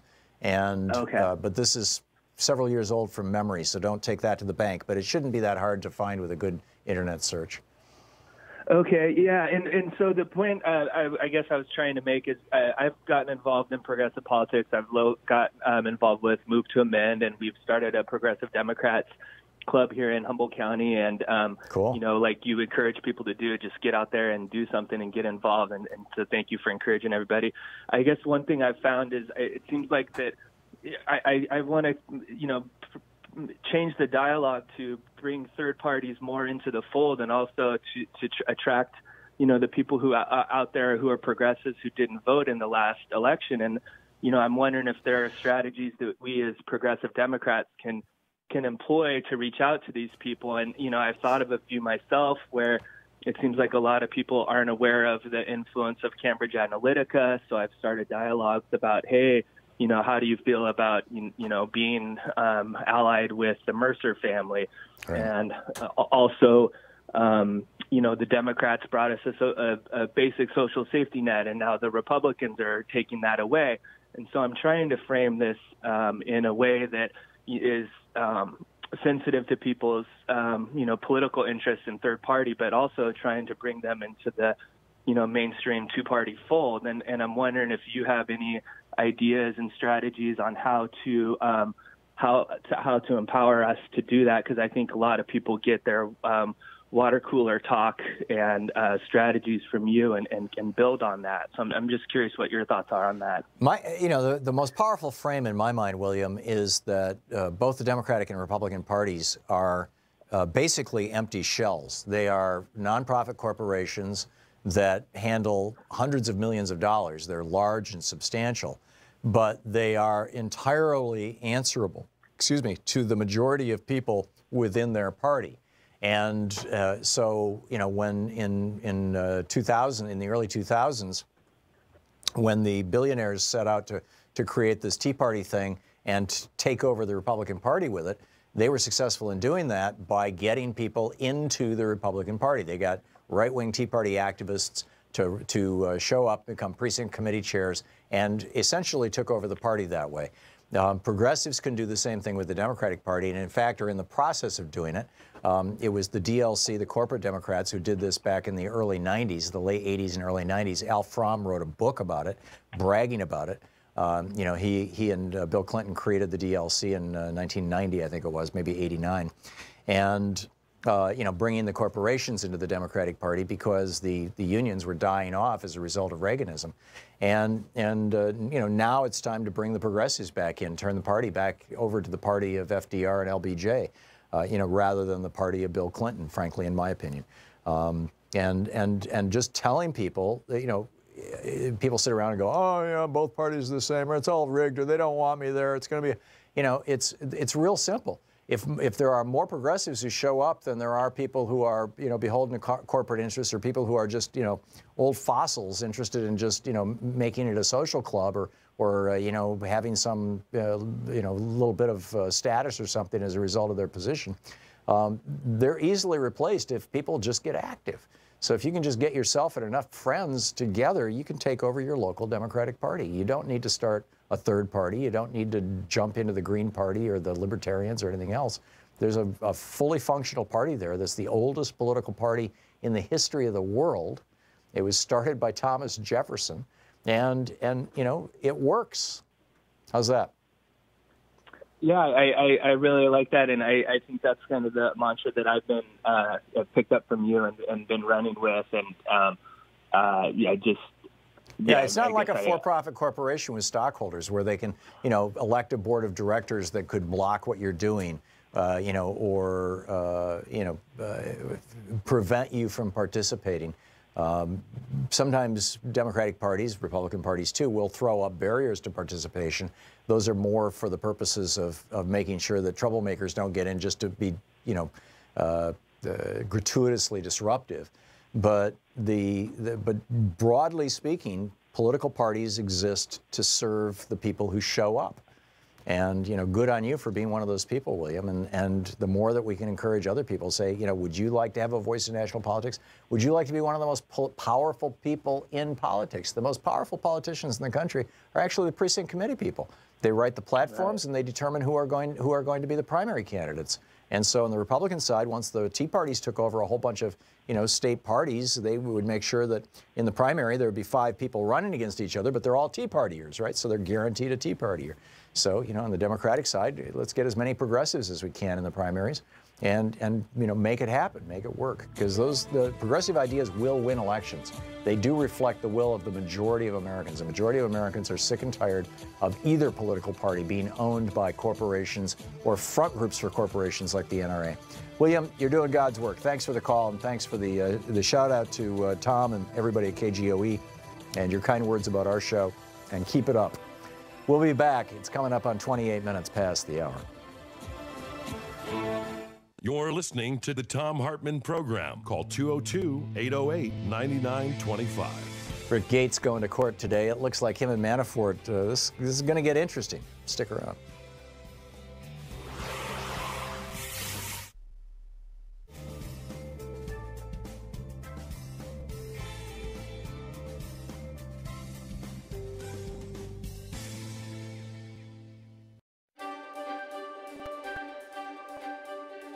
It's the Thom Hartmann University Book Club. Today we're reading from Jane Mayer's new book, Dark Money, the history of the billionaires behind the rise of the radical right.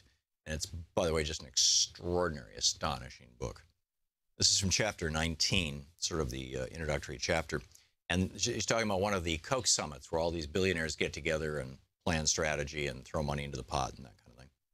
The highlight of the Koch summit in 2009 was, which, by the way, was the year President Obama's first year in office, was an uninhibited debate about what conservatives should do next in the face of their electoral defeat. As the donors and other guests dined in the hotel's banquet room, like Roman senators attending a gladiator duel in the Forum, they watched a passionate argument unfold that encapsulated the stark choice ahead. Sitting on one side of the stage facing the participants was the Texas Senator John Cornyn, the head of the National Republican Senatorial Committee and former Justice on the Texas Supreme Court.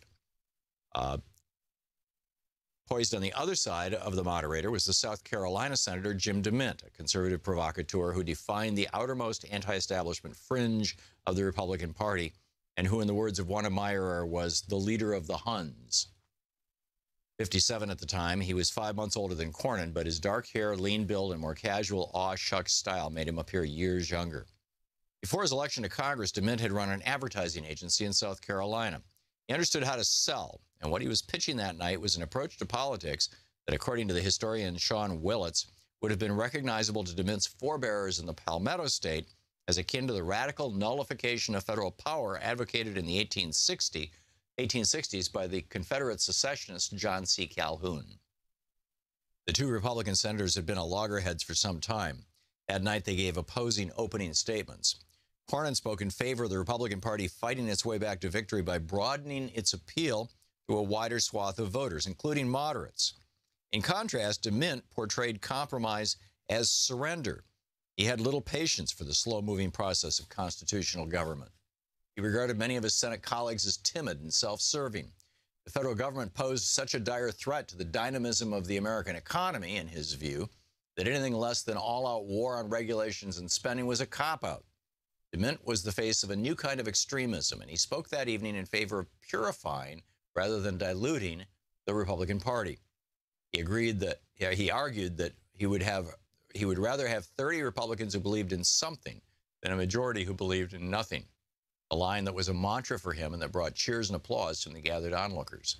Rather than compromising their principles and working with the new administration, the Obama administration, DeMint argued, Republicans needed to take a firm stand against Obama, waging a campaign of massive resistance and obstruction regardless of the 2008 election outcome. Then they go through a discussion about how they debated, the TARP, and DeMint had voted against it, Cornyn for it, and, some of the just issue things. Sitting silently at a table in the front row through all this were Charles Koch and his wife, Liz. No one came to Cornyn's defense. It was widely assumed that the Kochs, as hardcore free market enthusiasts, had opposed the huge government bailouts of the private sector. Later, many reporters assumed this too, ascribing the Kochs' opposition to Obama as stemming from a principled disagreement over issues such as the TARP bailouts. But none of this was true. Had people checked the records, they would have found it quite revealing. At first, the Kochs political organization, Americans for Prosperity, had in fact taken what appeared to be a principled libertarian position against the bank bailouts. But the organization quickly and quietly reversed sides when the bottom began to fall out of the stock market, threatening the Kochs' own vast investment portfolio. The market had begun to collapse on Monday, September 29, when, in the face of heavy opposition from conservatives, the House unexpectedly failed to pass a federal rescue plan. By the end of the day, the Dow Jones Industrial Average had fallen 777 points, losing 6.9% of its value. It was the stock market's largest one-day drop ever. Although some conservative groups and politicians such as DeMint still opposed the bailout, the market panic was enough to change many minds. And among those who flipped during the next 48 hours were the Kochs. But if the Kochs' personal interest in protecting their portfolio had trumped their free market principles, they weren't about to mention it in front of a group full of libertarians whose cash they wanted to combat Obama. Instead, the sentiment among the donors, as the first Koch seminar of the Obama era came to an end, was, as one witness put it, like a bunch of gorillas beating their chests. After hearing both sides out, the assembled guests chose the path of extremism. The Kochs had already concluded that they would need to resort to extraordinary political measures to achieve their goals. A few days before the January 2009 donor seminar, Charles and David Koch had privately weighed their options with their longtime political strategist in a meeting inside the black glass fortress that served as Koch Industries' corporate headquarters in Wichita, Kansas. Advisors to Obama later acknowledged he had no inkling of what he was up against. He had campaigned as a partisan politician who had idealistically taken issue with those who liked to slice and dice our country into red and blue states. His vision, like his own racial blend and geographic heredity, was one of reconciliation, not division. The sentiment was laudable, but alas, wishful thinking. The newly sworn-in president looked down at the ground directly beneath his polished shoes. The book Dark Money by Jane Mayer.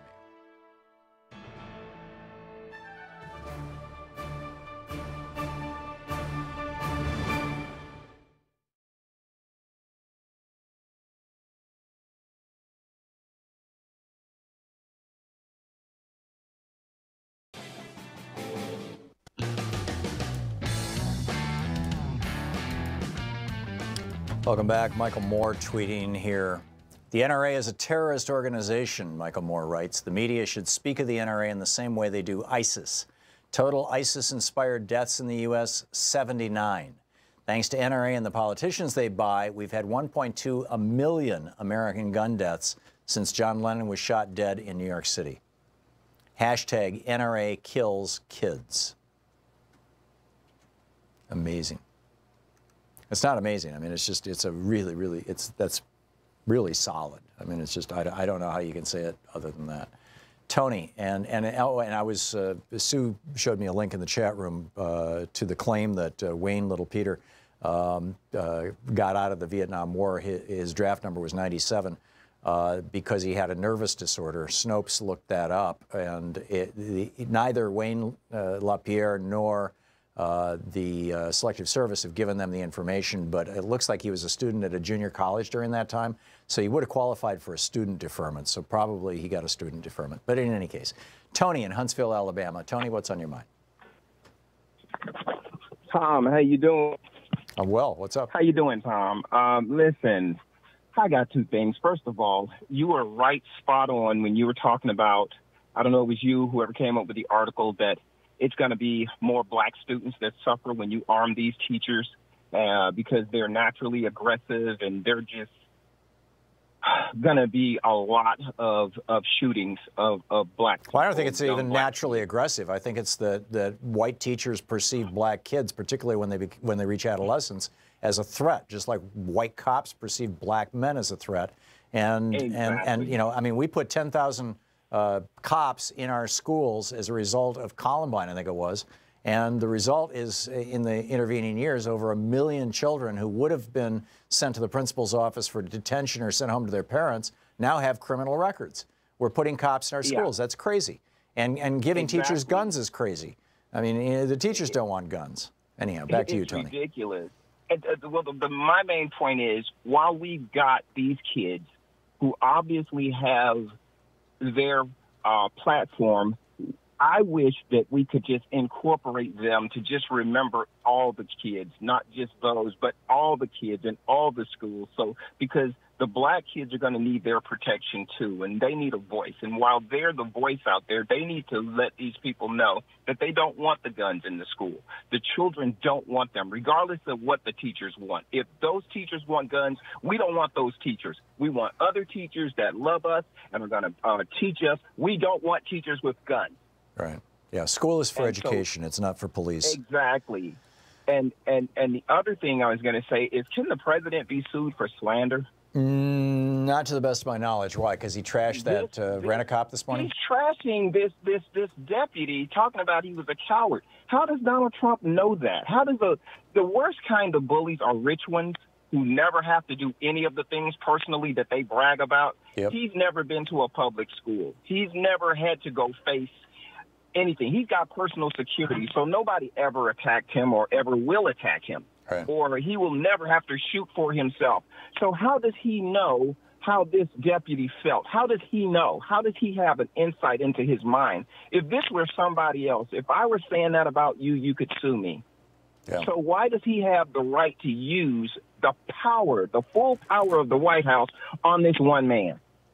Well, it's a good question. I think he frankly legally can do it and is doing it, but I think it's wrong. He named the guard this morning when he was talking to the press out, you know, on his way over to CPAC, and this man is in danger, Tom. Yeah, I saw that and I thought, this is going to put that guy in the crosshairs. I mean, this is just so wrong. It's just, you know, but I don't think Trump thinks of other people as human beings. I don't, you know, outside of maybe his daughter.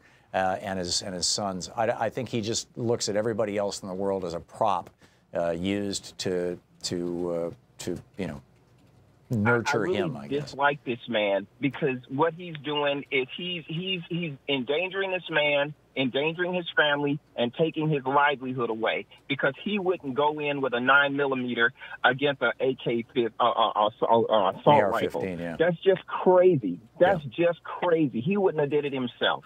Yeah, I agree. I agree. I'll just live it over. And by the way, this is not the first time. I mean, I think it was Columbine. There was an armed guard there and ran in the other direction. I mean, self-preservation is a very powerful thing.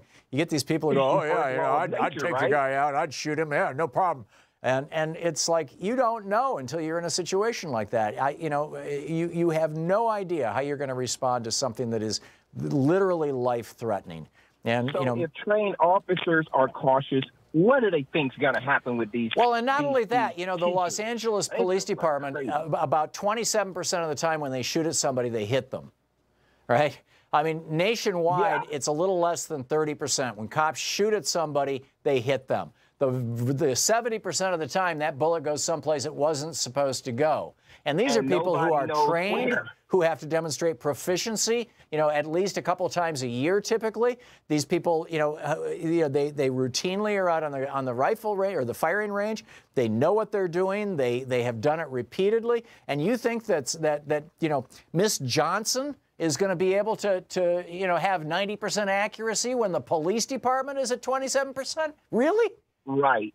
I think the children should demand and just stand up and say, if you bring a gun in our classroom, we walk out. Yeah. If you bring a gun in, we leave. Yeah. I would not allow my kids to go to a school where there were guns in the school.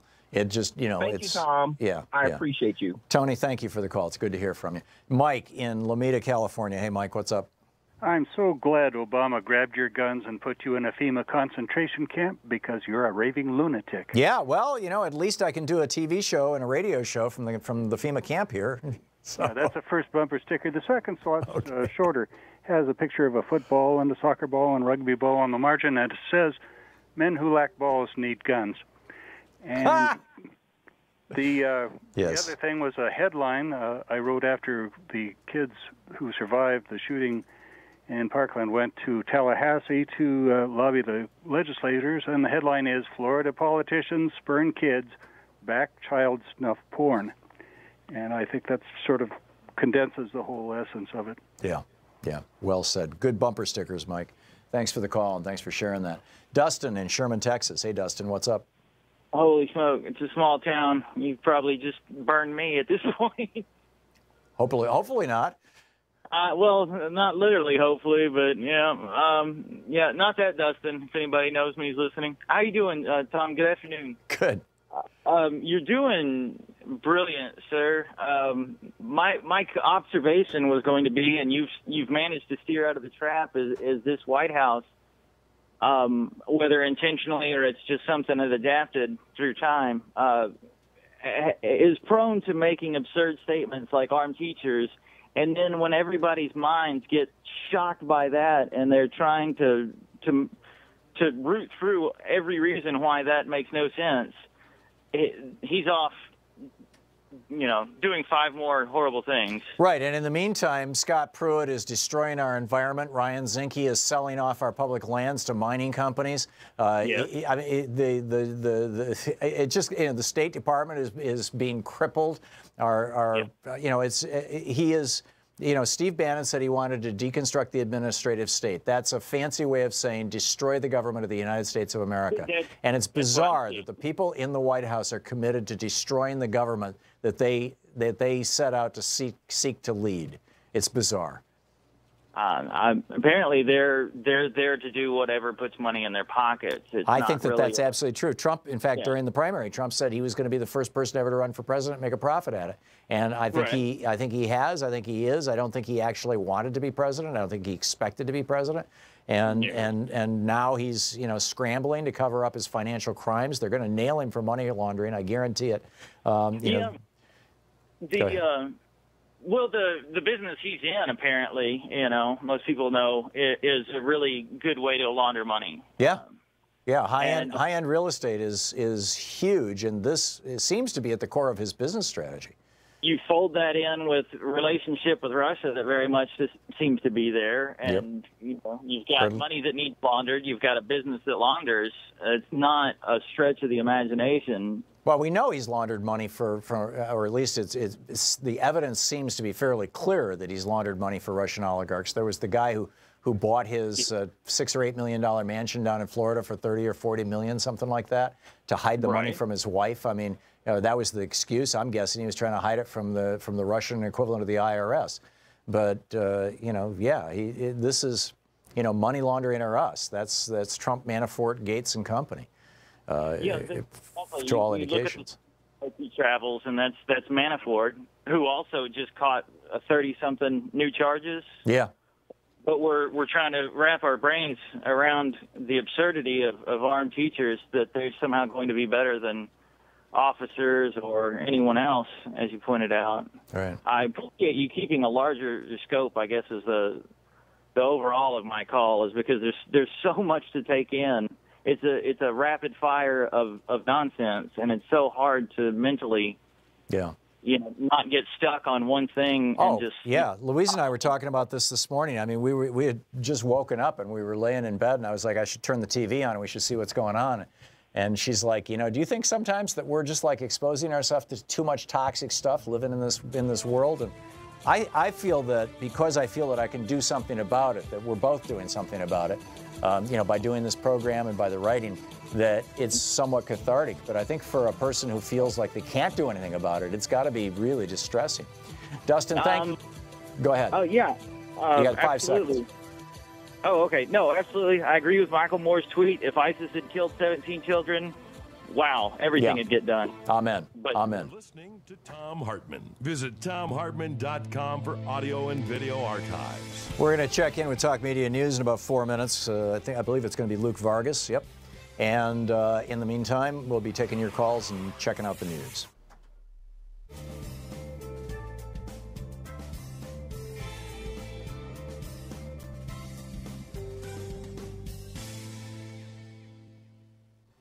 Welcome back. Gary in Wayland, Michigan. Hey, Gary, thanks for watching us on YouTube. What's up? Hey, Tom, I've got a couple of comments I'd like to make. Where is the right to life in the clergy after these mass shootings? And I'm up and wondering, are they taking money from the NRA also?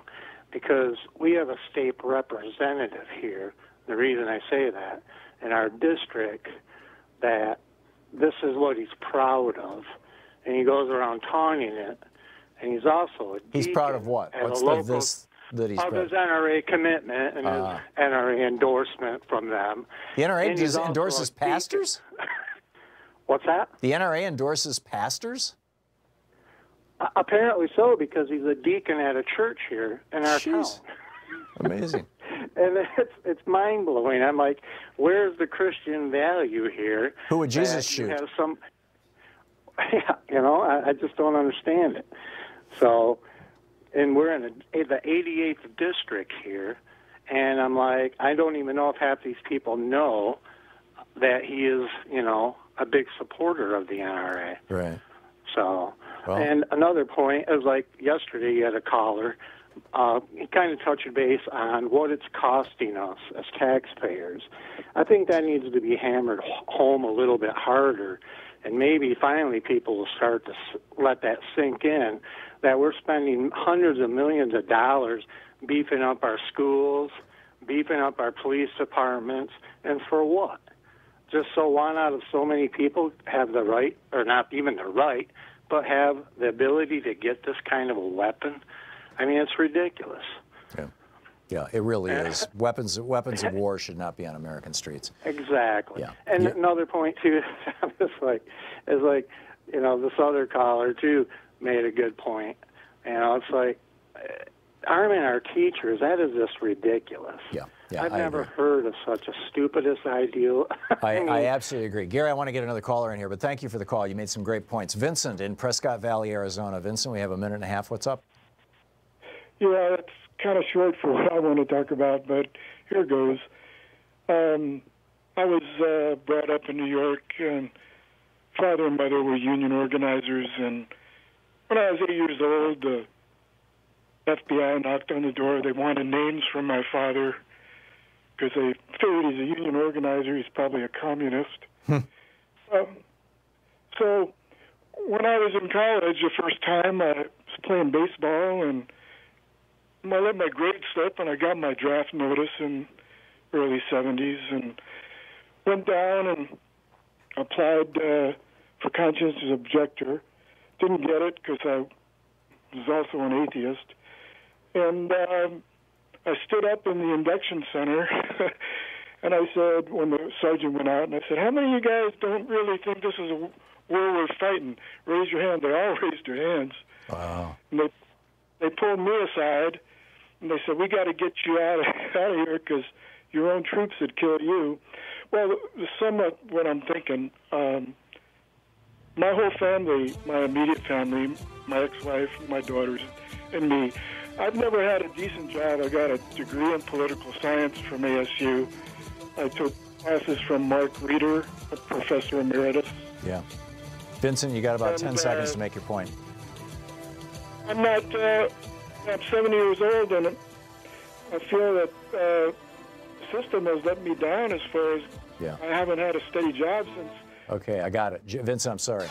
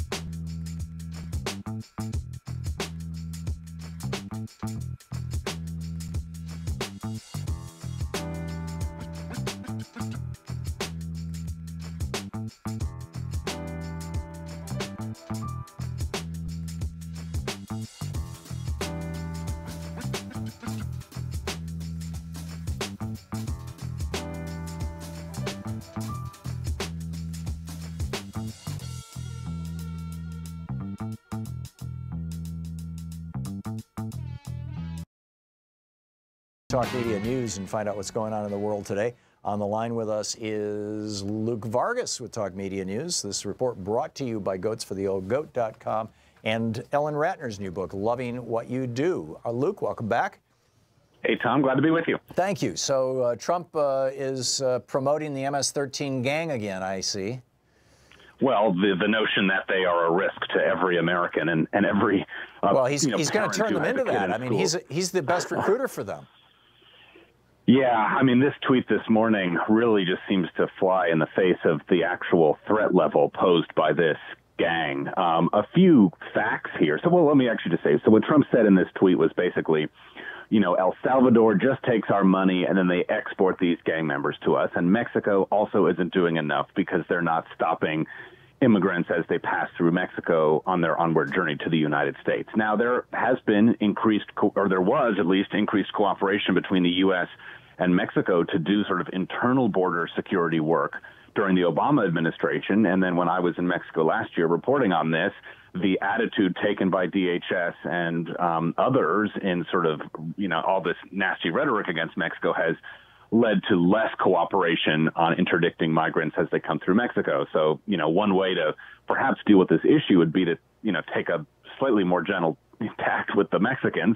That said, Trump's solution to fix this problem posed by MS-13, which is, you know, a gang in the United States, one of many, but and is responsible for violence, is to build a border wall. And this is where you start to get out of the realm of you know, actually how to deal with this. There's a great article from Sarah Kanosian, who's an independent journalist, and she put together a piece last year for WOLA, which is the Washington office on Latin America. Anyone who wants to read this should just type in WOLA MS-13. But the big takeaways are she did extensive research on MS-13 and found that they are less than 1% of the total U.S. gang population. Their numbers are not increasing. Jeff Sessions keeps using this number, 10,000 MS-13 gang members in the United States. That is a statistic that is now 12 years old. And one would presume that if the situation had gotten worse, he'd be using a bigger number. So the threat is relatively small compared to all gang violence in the United States. This group is not behind the international drug trade. They do sort of smaller drug dealing in the United States, but Trump's sort of allegation that, stopping MS-13 is the key to fixing, the heroin problem or something like that in the U.S. is not grounded in fact. And finally, a incredibly small fraction of those caught by U.S. Customs and Border Patrol trying to cross the U.S.-Mexico border have affiliations with criminal organizations in their home countries. This one piece of data from the U.S. Border Patrol found that 2/100ths of 1%, which is almost staggeringly low, 2/100ths of 1% of migrants caught crossing the U.S.-Mexico border are believed to have had ties to criminal organizations. So this notion that the wall is going to keep out gang members just, again, does not seem to be grounded in reality. It's very simply put, Luke, it's a racist meme. This is just, he's openly selling racism. It's what got him in the White House, and it's what's keeping him there, in my opinion. And one more stat, just because my mind was blown by reading this.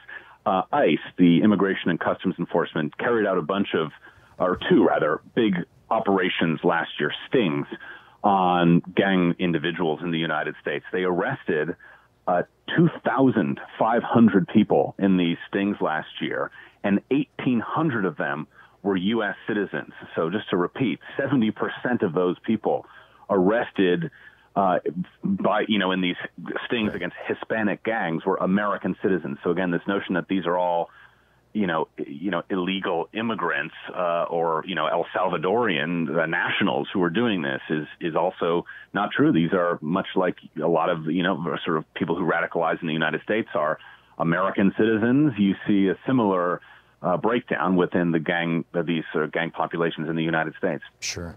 I understand that the new Israeli embassy in Jerusalem is going to open sooner than expected, and that they're talking about private funding for its construction. Can you break this down for us? Sheldon Adelson has offered to pay a huge portion of the cost of this multi-million-dollar entity. The State Department lawyers, it seems rightly so, are looking into whether this is even legal to solicit private funding for U.S. government buildings. Well, what he could do is build the building and then rent it to us.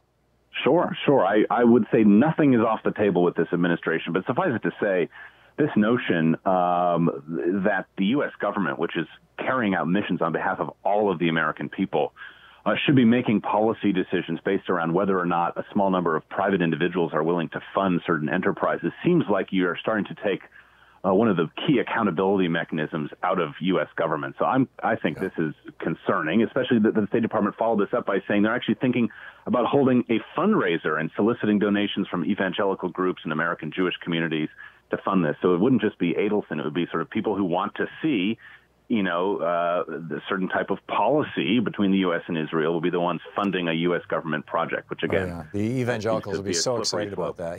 The sooner we can get a war in Israel so that there's only 144,000 Jews alive and they all convert to Christianity, the sooner Jesus will return.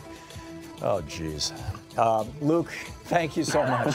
We both got worked up during this news segment. Yeah, we did. Luke, you can follow Luke on Twitter at The Courier. He's the chief foreign correspondent for Talk Media News, joins us from the United Nations. Thank you, Luke.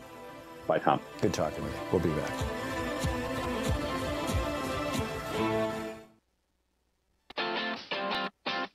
You're listening to Thom Hartmann.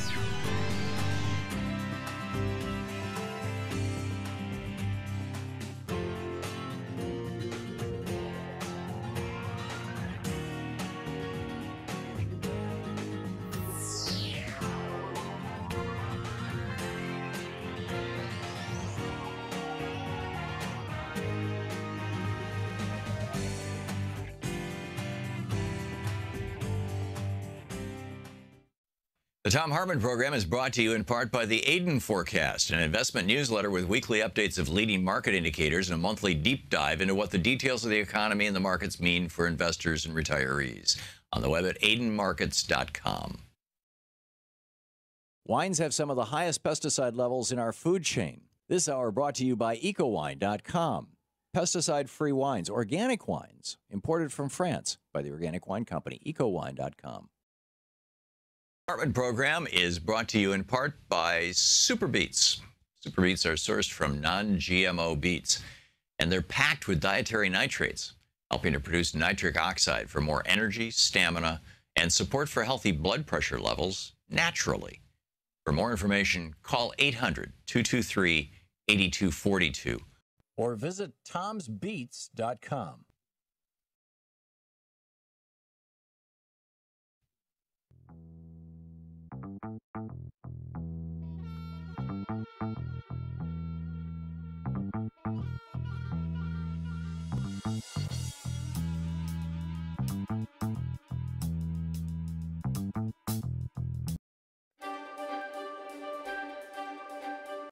Its title population. Sometime between mid-2007 and mid-2008, China exceeded the United States as the single largest emitter of carbon dioxide, dumping an estimated 7 billion tons of CO2 into the atmosphere per year in 2008, compared with the U.S. estimated 6.2 billion tons that year. But China is a vast and populous country. On a per-person basis, Americans are still the most profligate producers of carbon dioxide, with the average American in 2008 directly responsible for around 19.4 tons of greenhouse gas, not to mention the portion of China's emissions that went to make products shipped to and consumed by Americans. Russia, with its less than modern industrial infrastructure, comes in second at around 11.8 tons per person. It's a cold country, and few homes are truly winterized. Then the European Union at 8.6 tons per person, and China at 5.1 tons per person. India, which is rapidly industrializing, is still one of the most efficient per-person nations in the world at 1.8 tons of CO2 per person per year. Although that's because much of the country is so poor they don't have cars, the winters don't require much heat except in the extreme north, and the focus of India's industrialization has been digital rather than manufacturing. The largest driver of all these processes that are tearing our planet apart and putting all life at risk is the increase in human biomass. There are roughly 1 trillion pounds of human flesh on the planet right now, and assuming a worldwide average food consumption of around 3 pounds per person, in the U.S. it's almost 5 per day, we're consuming around 7 trillion pounds of food per year. One result of this is that over half of the entire net productive capacity of the planet, the entire planet's ability to produce edible products from photosynthesis, is now used up, displaced, or wiped out by humans, leaving every other life form on Earth to compete for the leftovers. Our population growth has not been particularly even. In the first 100,000 years of human history, we averaged around 20 to 50 million people total. 60,000 or so years ago, as we moved out of Africa and began to cover the world, we crept up to a few hundred million by the time of Christ, 2,000 years ago. Around the time of the Crusades, when the world was, by most definitions, pretty well populated, we were coming into conflict with each other all over the world. There were only 500 million of us on the entire planet. Not long after the American Revolution, we hit our first billion humans on planet Earth in 1800. The second billion didn't take 165,000 years. We doubled our population in just 130 years, hitting 2 billion in 1930, just as the United States was sliding into the Republican Great Depression. But that economic debacle didn't slow the growth of human numbers. By the year JFK was sworn in, just 30 years later, the planet had added another billion humans. The growth in population was driven largely by cheap, abundant oil and fertilizer and pesticides made from it, the farm and transportation equipment fueled by it, and the processing, packaging, and distribution system made possible by oil that lets a person in Iowa have a lunch of tilapia fish grown in ponds in China, lettuce and tomatoes grown in Mexico, wine imported from France, and a fruit cup of berries imported from Chile and strawberries from Nicaragua. In this environment of relatively abundant food, even in the third world, our fourth billion took us only 14 years to add, 1974.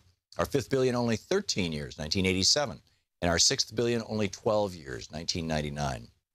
As oil became more expensive, raising the price of food indirectly, since most of us are actually eating oil, population growth first began to slow in the first decade of the 21st century.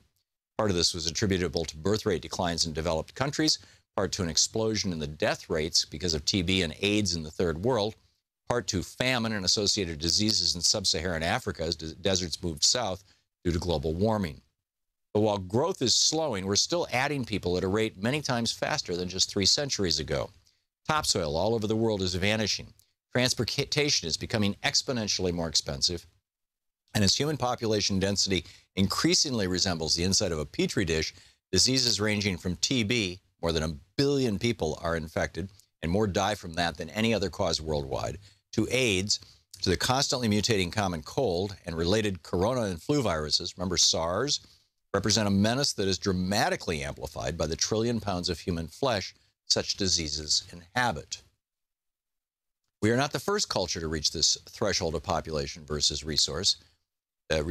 As I discussed at length later in this book, the Maori of New Zealand, a group of Polynesian explorers, are a prime example of a culture that, like the Europeans who discovered America, thought they had found a land of unlimited wealth and food, but ultimately learned that there is a limit to growth, the biosphere, and that when you unthinkingly hit that limit, life can become hellish and democracy nearly impossible. But the concept of a limit to growth, or a finite world, was largely unknown to the classical economists on whose assumptions, formulas, and work our modern economy is organized. In fact, the classical and neoclassical economists, from Malthus to Jean-Baptiste Say to Marx to Friedman, would suggest that the Maori hit the limit not of their biosphere, the ability of the land of New Zealand to produce food, but of their technology. They would correctly point out that today New Zealand houses several million more people than it did when that island nation was entirely populated by Maori. And modern technology has ensured that not only is there enough food, but that surplus agricultural land has been turned to a growing of fuel and medicinal crops. The book is Threshold.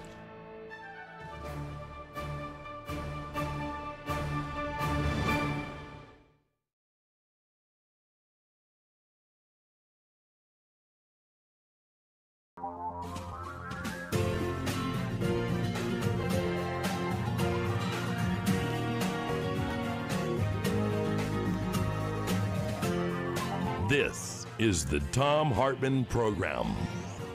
Welcome back. It's Anything Goes Friday, whatever you'd like to talk about, although, there's a lot of stuff that's part of, our collective consciousness right now. I think and I don't say this lightly, but the whole bizarre nature of the Trump administration, the god-awful shooting last week in Florida, et cetera. David in Woodland Hills, California. Hey, David, thanks for listening to SiriusXM. What's up? Well, thank you, Guru. It is always so instructive to hear your show, and I've been using your, I guess it's a meme, morbidly rich or morbidly wealthy, and it's really good.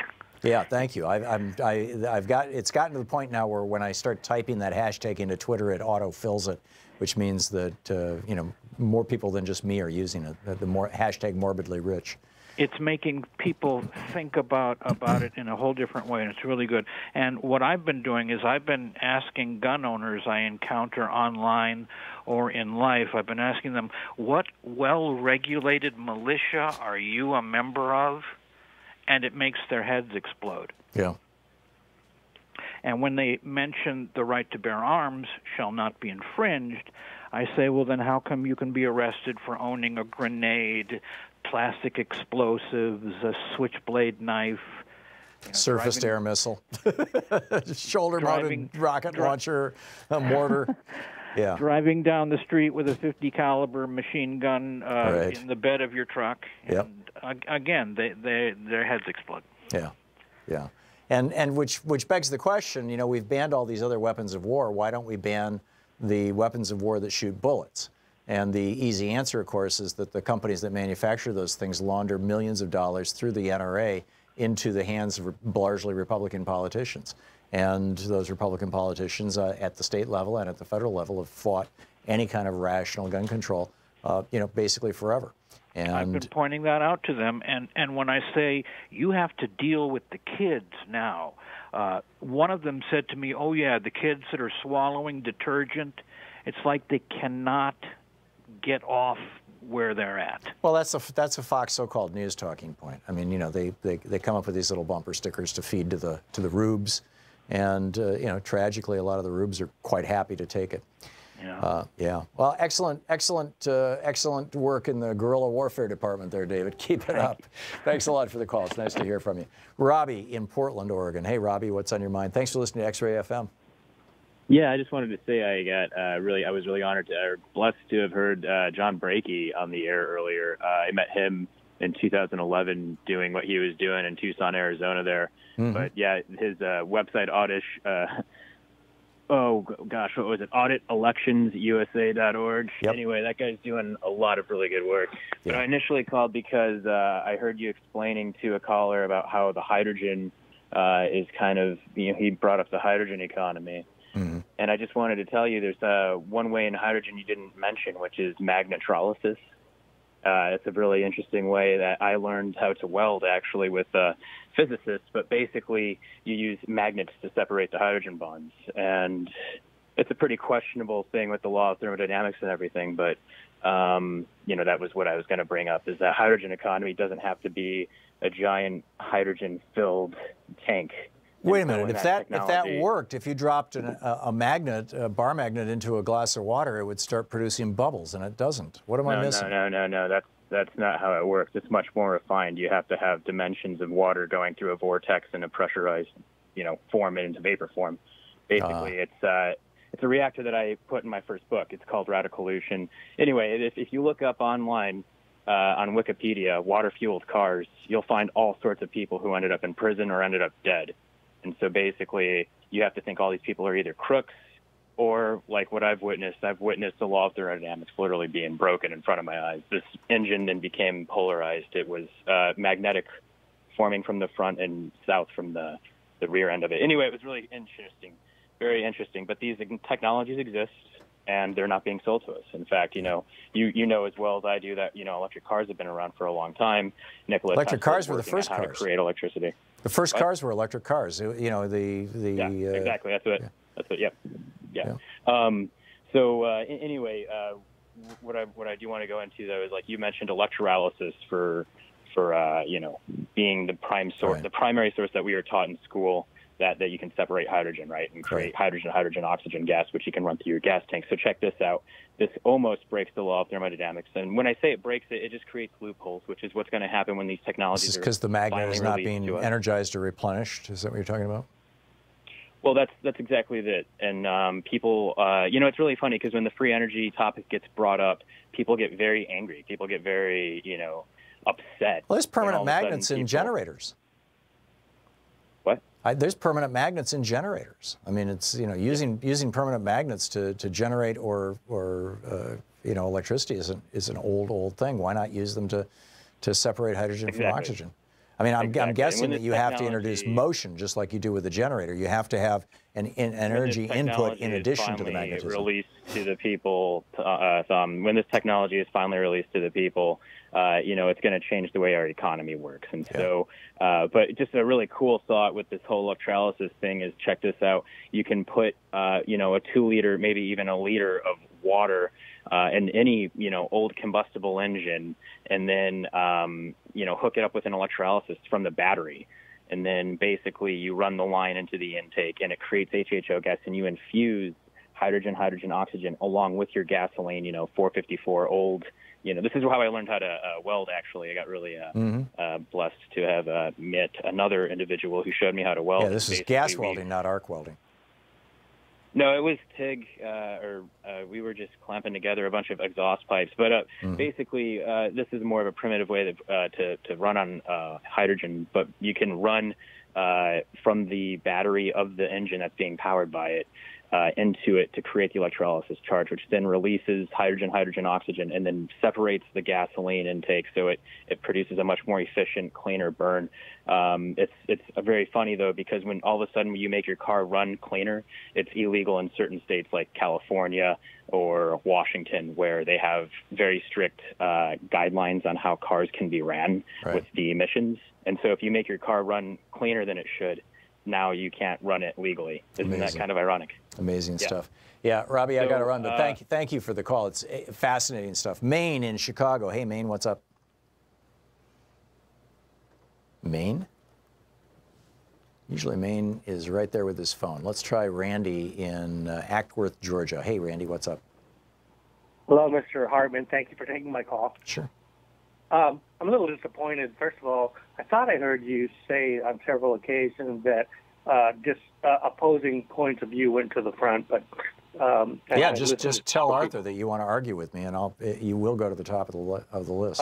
I'm kind of arguing with him, but that's fine. But nevertheless, my point is, I heard you say today, and I believe on many other occasions, that the president would not allow his tax returns to be released because it would prove he was involved in money laundering.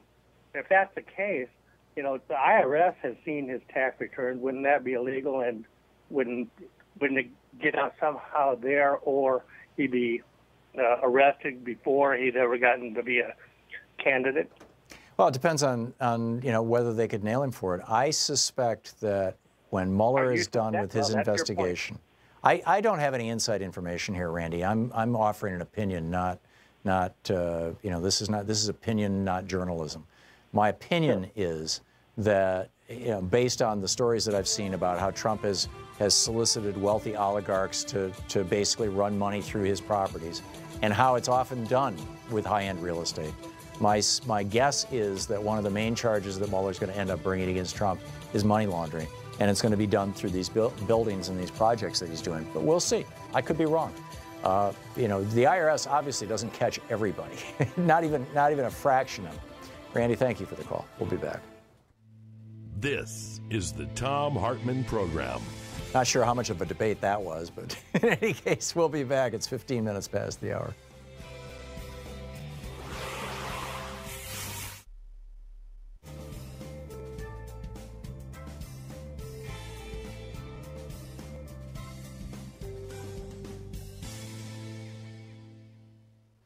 And welcome back. Jim in Los Angeles. Hey, Jim, thanks for watching Free Speech TV. What's up? Oh, my professor, I'm so sorry to say I think we have a bat crap crazy president who's now feeling like a trapped rat. Yep, and trapped rats are very dangerous animals. Agreed, my friend. That's the scary thing. And when he was actually using DACA, you probably didn't hear the CPAC address today. I did. I heard like the first 15 minutes of it, and then I just turned it off. I figured if he said anything of consequence, it would appear later on in the news. Oh my goodness, Tom! He just just lied to the American people, and he didn't even make sense to his own CPAC audience. He was blaming the Democrats for not putting DACA through, but of course everyone knows. It's just bold-faced lying, and I thought, how can I be the only one catching this? And then I checked MSNBC because I still don't get Free Speech TV here, and for some reason in my locality, so I'm missing you. The most progressive city in the world has no progressive radio except for KPFK, and you're on at 4 a.m. there. Yeah. But no, Tommy, he just sounded crazy. He was begging Republicans to get out to vote. Yeah, I heard that part of it. Yeah. And we can't be complacent. Right. No, we can't be complacent. We've got to get active. And I believe that Donald Trump is energizing all of us. I mean, he's waking up America. Yes, he's got the right-wing white racist base going, and he continually is throwing them red meat, screaming about immigrant gangs and, whatnot. But I don't think it's going to last. I think that this guy, well, he knows, Tom. That's why I'm saying he's a trapped rat. He knows if the Democrats win the House, he's impeached. And he knows all his buddies now, Manafort and everyone else, are going to jail. He knows he's laundered money from the Russian mafia. He knows what he knows. He knows what Mueller knows. And he's trying his best to keep Republicans in power so impeachment will not start, and as a president, he cannot be indicted, which is questionable. But and there's a good chance he's going to pull it off, by the way. I mean, the Kochs are putting, what, $300–400 million into this election? That's going to buy a lot of votes. Oh, yes, no, but that was the one thing that I always have to call the solutions, Tom. And the one solution, an old girlfriend just texted me that in California there are more independents than Democrats or Republicans. But what they don't realize is independents. I talked to your friend Brad, who now has a show on KBFK, but he understood that if you register independent in California, you're not registering independent. That is a party. That is a party started by Republican lawyers. That's right. And it's hoovering up all these people. You must register Democrat if you care about the country. That's all I'm saying, Tom. Well said, Jim. Well said. Thanks a lot for the call. And we'll be back. It's coming up on 20 minutes past the hour.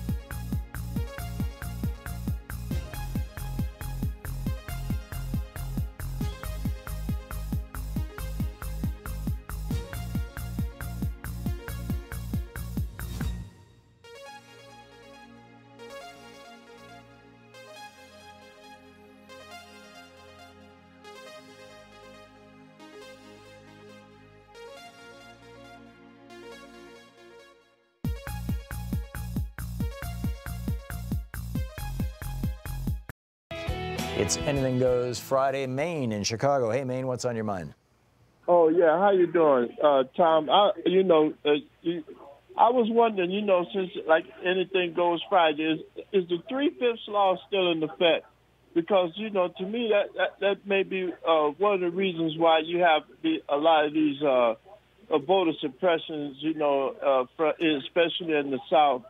And different things like that. And if it's still on the books, then, that needs to be rescinded. Yeah, it was taken out of the Constitution after the Civil War. And I believe it was after the Civil War. And it was certainly rendered null and void by the 13th and 14th and 15th Amendments, which were passed in the 1870s. So, but I would say, Maine, that the Republicans are doing the best they can right now to bring back the 3/5 rule. They want to make sure that in black communities, only 3/5 of people can vote, and keep 2/5 of the people away from the polls. And that's why they put all the crappy broken voting machines in black neighborhoods. They have a minimal number of machines, so you have long lines and long waits. They challenge voters. They're constantly throwing people off the ballot. So I would say the spirit of the 3/5 rule is still very much alive and well in the United States. Yeah. And another thing, I was wondering, as the young adults are fighting for their lives in the Florida schools and stuff like that. Here in Chicago, I know you may not be up on Chicago, but here in Chicago, we need to fight for our children's lives in these schools. Ron Emanuel has taken over $100 million out of the West and South Side schools and has given them to like the North Side schools. Now, the North Side is one of the richest communities in the United States, if not one of them in the world. But yet he gives them $50 million. And we have a playground on the lakefront called the Navy Pier, and he gives them $50 million. But what he wants to do to the West and South Sides is corral them all up and put them in one or two schools and then police them and so that they, as though our children can't be educated like other children. That's why I wanted to have, like a free education and free health care for our children, especially in the black communities, and to have our books like the books that they have on that north side, and do something like that, especially the education. Our children are dying a slow death, just as those children were killed that quickly. Our children later in life will be dying because of the lack of education. Like they say, my people dying from the lack of knowledge. And we're getting more jails. And instead of filling up jails, we should be opening up jails and turning them into schools if we had a free education.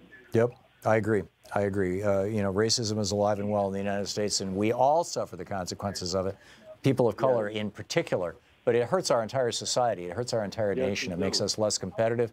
It makes us, less functional. Excellent points, all, Maine. Maine, thank you for listening. Thanks for listening to WCPT, and thanks for the call. Jackie in Slinger, Wisconsin. Hey, Jackie, what's on your mind?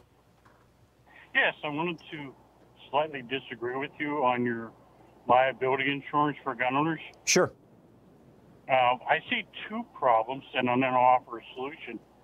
Number one, you're not going to always identify the shooter, so who would they collect from? Right. And secondly, even if you do identify it, insurance companies aren't going to hand over the money. They're going to litigate it. So now you've added legal fees on top of the medical fees. So my solution is that gun owners, retailers, manufacturers all need to contribute to an insurance pool from which anybody who is a victim of a gunshot, whether it's accidental, negligence, violence, murder, would automatically collect. A variation on that would be to require at least gun sellers to post bonds. But I think the experience of the insurance industry with automobiles is not terrible. I mean, they do a pretty good job of identifying problematic or risky drivers and essentially weeding them out of the driver pool or making it very expensive for them to drive, and generally pay their claims. And it's a fairly competitive marketplace. I would think that would be the same case with gun insurance. But you may well be right, Jackie, and this is why I'm not saying that my two solutions, number one, can categorize all semi-automatic weapons, anything that any device that automatically reloads itself and recocks itself through recoil or exhaust gases. Any semi-automatic weapon should be considered regulated under the same rules that we do for fully automatic weapons, number one. And number two, for those people who then own pistols, shotguns, lever-action rifles, bolt-action rifles, break-action shotguns, that they have to do what drivers do, which is, the vehicle has to be registered, the gun has to be registered, they have to have a driver's license or a shooter's license, and they have to have liability insurance. I'm not saying that these are the absolute be-all and end-all solutions. They are variations on what's going on in Australia right now and pretty much every other developed country around the world. But, I think that we need to have a discussion about it. And my conversation with you, Jackie, is a great starting point. Jackie, thank you for the call, and thanks for listening to the program. We're coming up on 28 minutes past the hour. We'll be back with more of your calls and more of the news of the day. Donald Trump, we're going to get rid of bump stocks. Yeah, no big weapons manufacturers are going to lose a penny there. You're listening to the Thom Hartmann Program. Call 202-808-9925. And if 20% of our teachers have guns, that's more armed people in our schools than we have in our Army. What's wrong with that?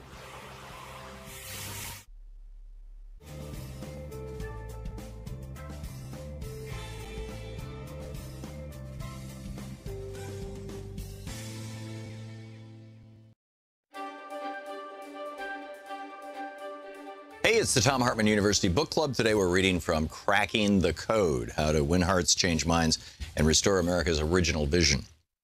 This is from the introduction, page 1. My wife Louise and I live atop 30 feet of water, 100 feet from shore, in a houseboat on a river in Portland, Oregon. Or at least we did when I wrote this book.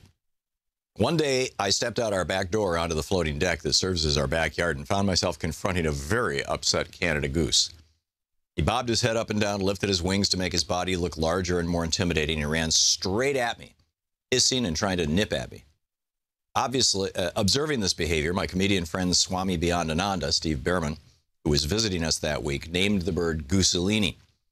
I had no idea why this psycho goose was attacking me, but there was no mistake that Gooselini was trying to communicate. Stay inside that house and don't come out. I got the message, but I didn't stay inside. Instead, every time I went out to water the plants on my deck, I brought a broom with me to fight off Gooselini. I found out what was going on a week later when I learned from my neighbor that a female goose had settled on her back deck just a few feet from our own and was sitting on a nest. I realized that Gooselini must have been the proud papa protecting his territory, and I stopped swatting at him with my broom. Gooselini has a lot to tell us about communication strategies. Even though he was just doing what a gander does when he wants a predator to leave, draw attention to himself and away from his mate, attack first and ask questions later, he was able to communicate the go-away part of his message to me pretty well. We all communicate all the time, even when we don't give much thought to what we are saying or how we're saying it. Because Gooselini was unable to use what we would call rational powers of persuasion, he communicated by going straight for the more primitive parts of my brain, the parts we shared as human and goose, the center of our gut feelings.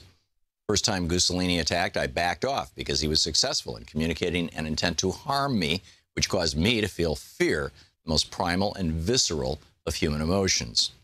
The first key to unlocking the communication code is to understand that when we communicate, feeling comes first. Emotions will always trump intellect, at least in the short term.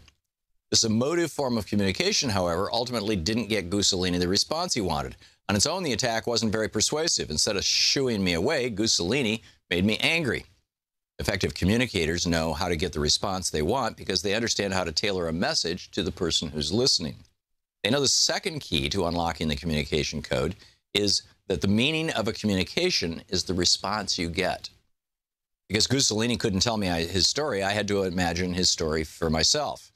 The first story I came up with was that he was simply a psycho goose trying to harm me for no reason I could understand. Second story I came up with after talking to my neighbor was the story of a dad protecting his soon-to-be hatched goslings. Both stories accurately described what was happening, but the stories led to very different endings. The psycho goose made me angry. The dad goose made me feel protective of Gooselini himself. In this book, I call such stories maps, and the world the stories describe as the territory. The third key to unlocking the communication code is, therefore, the map is not the territory. Each story captures a different piece of reality. No one story captures it all.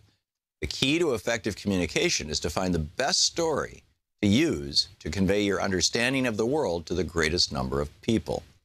In politics, we tell each other stories all the time. Think about it, politics is really nothing more than a large set of stories. The United States of America began as a story that the founders and framers told about a society that could live in harmony around the principles of life, liberty, and the pursuit of happiness. The country was held together after the Great Depression and through a war by a story told by Franklin Roosevelt, which he called the New Deal. Ronald Reagan told a very different story, one we're still in, that he called the free market story. In Reagan's story, our corporate CEOs should run our society instead of our elected representatives because, as Reagan pointed out and probably believed, quote, the best minds are not in government. If they were, business would hire them away, end of quote from Reagan. Most of the stories we hear in the media today are scary. We're told to be afraid because the world is a bad place and people are untrustworthy. Every goose is a Gooselini without understanding why. These scary stories are profitable to our infotainment industry and to the politicians who are typically allied with the barons of the infotainment industry. There is a different story, however, in which every Gooselini is a proud papa. It is a story of a world that is interconnected and of people who are fundamentally good. This is actually the traditional American liberal story, which has been told and understood since the first telling of it during the Enlightenment by thinkers like Jean-Jacques Rousseau, John Locke, and Thomas Jefferson. It's the story that reaches directly back to the founding of this country. My aim with this book is to give you the tools to tell the liberal story and to tell it well. I'll show you how the process of communication is coded, actually hardwired into our brains, and help you crack that code to become a brilliant communicator. First, though, a few concepts it's important to master. Everybody wants the best outcomes, and their behavior reflects the best tools they have to achieve those outcomes. Another way of saying this is that people always make what they think are the best choices given the circumstances and the tools they have. All behavior has at its roots, the goal of a positive outcome.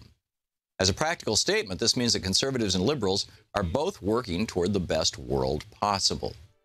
And then it goes on from there. How do we differentiate this? How do we communicate this? The book is Cracking the Code. It's about the communication code.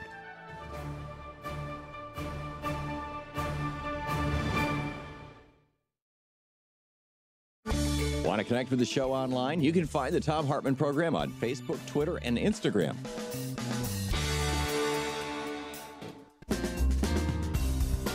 Welcome back. In addition to the 3 rental car companies that are no longer offering discounts to NRA members, the First National Bank is dumping the NRA Visa card. Very, the blowback is coming fast and furious. People are saying no. It's like, I'm going to be booking a hotel room later on today, and I'm tempted to call up and ask, do you offer a discount for NRA members? And if they say yes, say, well, in that case, I won't book a room in your hotel. We'll see.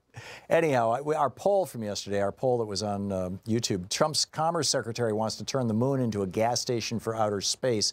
How important is space travel?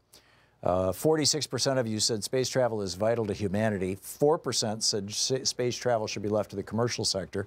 20% said we've ruined Earth, now let's ruin the moon. 2% said humans should never leave the ground, and 29% of you said it's a total waste of taxpayer money. Super Nautiloid says it's our only chance for long-term survival. Byron Walter says exploration is vital. Fishy Joe's says people who voted total waste of taxpayers' money have no idea how much space travel gave us. Nate M says space travel's a waste, leave it to the private sector. Matrix Man says leave it to SpaceX. So, interesting. Very interesting. Steve in Park Ridge, Illinois. Hey, Steve, what's on your mind today? Hey, Tom. It's always good to talk to you. Thank you. I'm the listener with the Facebook page called Concerned Citizen. Mm-hmm. It went from 400 to 4,000 followers in 2.5 months. Now it's almost at 5,000 thanks to the Thom Hartmann bump. Cool. I heard your comment earlier today about Adelson and the evangelicals wanting to move the capital to Jerusalem, and it made me think of a post that I put on Concerned Citizen February 21st, and that was about a Pennsylvania church plans to bless assault rifles, associates them with return of Christ. So I wrote, you'd think this was a made-up story, but the mix of fundamentalist end-times theology and guns is real. This is the same beliefs that drive right-wing Christians to push for the movement of the capital of Israel to Jerusalem. Nobody thinks this is a good idea in light of tensions in the Arab-Israeli world, except the evangelical fundamentalist sector of Christianity. Because they want there to be a war to end all wars, an end-of-the-world Armageddon war that starts on the plain of Armageddon north of Jerusalem and ends up wiping out basically all the Jews in Israel. I mean, that's the right-wing Christian fantasy. So you just completed part of my paragraph. In any event, I said, then the Messiah returns and they all live happily ever after. But if they are wrong, Mother Earth is shrouded in nuclear winter, and life on the planet is compromised bigly, if not eliminated completely. Yeah. Religious zealotry is a clear and present danger, especially in the age of nuclear weapons. One last comment. It's quite probable that Mike Pence and many other elected officials subscribe to these ideas and may shape policy accordingly. Yeah. Beware. Yeah. Mike Pence's fundamental Christianity is very problematic and causes a whole variety of bizarre behaviors on his part, not the least of which is that he has, basically telegraphed that if he becomes president, he's going to try and take down gay marriage. This has already happened in one country, I believe it was Jamaica. One of the Caribbean islands just reversed. They had legalized gay marriage, and then they just reversed it, and which has got a lot of people. Go ahead. I did want to mention that I think that there is a element of evangelical Christianity called dominionism. Yeah. And in that, the Mike Pence's, Betsy DeVos's of the world believe that it's, God's plan that they have dominion over our country, if not the world. Yes. And there's a whole bunch of them. And those that aren't aware of this should be made aware that it's not just, like love your neighbor, but it's basically create Christian Sharia in America and maybe the world if they could have their druthers, or bring about Armageddon. Yeah, it's a very dangerous theology. It really is an ideology, and when you mix it with high elected office, it becomes hyper dangerous. Steve, thank you. All right, I just want to Tom one last thing. Yeah, quick. All right, real quick. I got over 200 likes the last time I was on a show on Concerned Citizen, so thank you for the ability to plug that as well. Thank you much. Have a great day. Yeah, Bye-bye. go to Facebook and type in the search engine Concerned Citizen. Steve, thanks a lot. Good luck. Howard in Valley Village, California, listening on KBBR. Hey, Howard, what's up? Hey, Tom. How are you? Great talking to you again. I'm well, I have thank a couple of really, really quick things. The first has got to do with Michael Moore's tweet that you mentioned briefly. Mm-hmm. Well, San Bernardino was influenced by ISIS, and we've seen no gun reform from that. So, unfortunately, I don't even think that's enough. But the other thing is that when you were talking about 45's response to naming that guard, people really don't know how they're going to react when they're facing down a gun barrel. I had that happen to me when I was working at a store. And, you're always told, just give them the money. I completely froze. You have no idea what you're going to do to defend yourself. It's just crazy. That was my point. I was in Uganda during the tail end of the war with Idi Amin, and we were in a war zone. They had a dusk to dawn curfew. And we had to run. I mean, people were shooting in the streets. We had to run through the streets as the sun was coming down to get back home, into safety. And it's like you just get overwhelmed with adrenaline in a way that you've never experienced in your life, and it can be paralyzing. It can be. I mean, it affects everybody differently, but you just don't know until it happens. It's true. Right. It is so terrifying. And it's. You can talk about the experience, and I understand what you're talking about, but until you're in that moment, you have no idea. Yeah, I had a Tanzanian soldier walk up to me and put his gun right on my nose. I mean, he had an AK-47 and literally rested it on my nose, the tip of it. The gun pointing right at my head, and it's just like, wow. It alters your world. I'll tell you real quickly. Howard, I gotta move along, but thank you for the call. James in Spokane. Hey, James, what's up? Let me take you off speaker, Tom. Thank you, James. Yeah, hi. I just wanted, let's talk about the opioid epidemic. Seems to me that alcohol is the epidemic we need to concentrate on and at least own. I'm not saying anybody should be giving it up or trying to abstain. That doesn't work anyway. It does kill more people than opiates do. Oh, yeah, more than any others. And but it's more widely used, too. Yeah, and the way it disturbs thinking. Of course, if we have a society based on that, an alcoholic nation, an alcoholic world, alcoholic history of at least like 100 generations, pretty neurotic world. I think anybody born into it's going to be neurotic. And mental illness is just a matter of degree. We're all mentally ill. I cannot disagree with that, James. We need to do something about mental illness. Step one would be what Democrats have been calling for ever since Medicare was passed, which is to treat the brain as if it's part of the body. And mental illness is, treated by health insurance and by Medicare and Medicaid and everything else, just as if it was, an infected, burn on your hand. You've got a physical problem that needs to be solved. It may be manifesting in a way that seems psychic or psychological, but it's really a physical problem at the end of the day. James, excellent point. Thank you for the call. Wes in Hamden, Connecticut. Hey, Wes, what's up? Hi, Tom. It's my first time calling in. Thanks for allowing me to speak.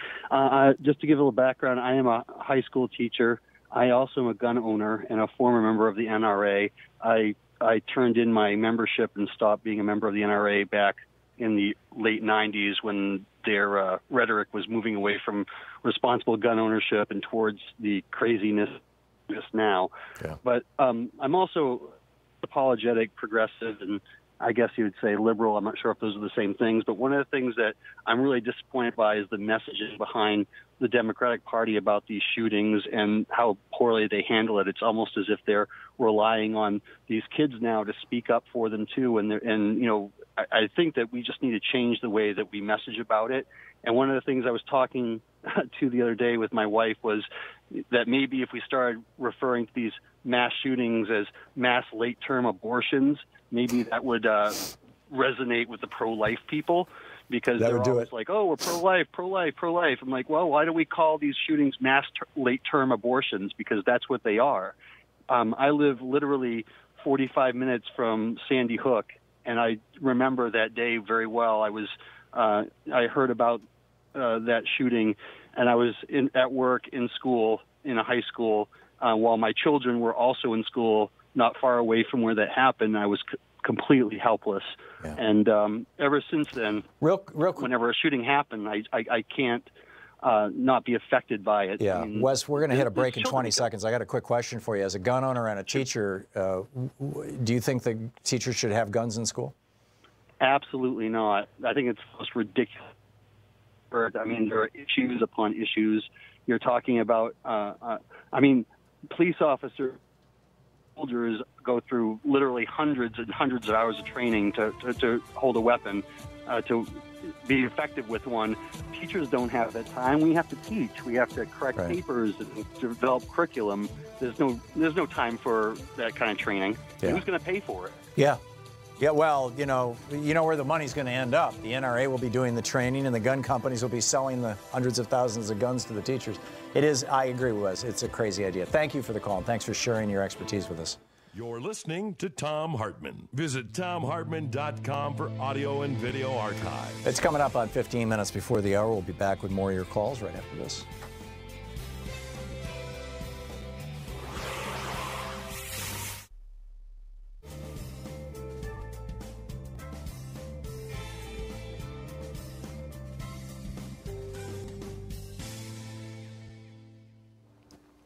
Welcome back.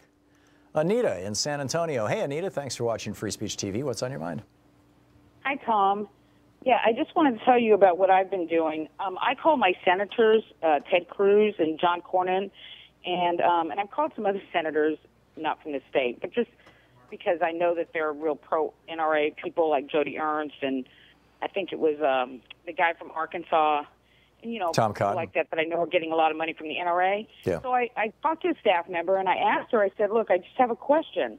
I said, the president and the guy from the NRA, the head of the NRA, both said that the reason why these schools are being targeted is because they're gun-free zones. And gun-free zones are dangerous, and they're the reason why they're being targeted by these deranged killers. So I said, so I just have a question. Is the Capitol or the White House a gun-free zone? Yeah, they are. Yeah, I know they are. The Capitol so, is, the Senate office buildings are, the White House is, yes, absolutely. Right, but they're always taken aback. Like, they don't know what to say. And I said, well, and finally they have to say, well, yes, they are. And I said, well, doesn't that make them dangerous places and likely to be targets of deranged killers?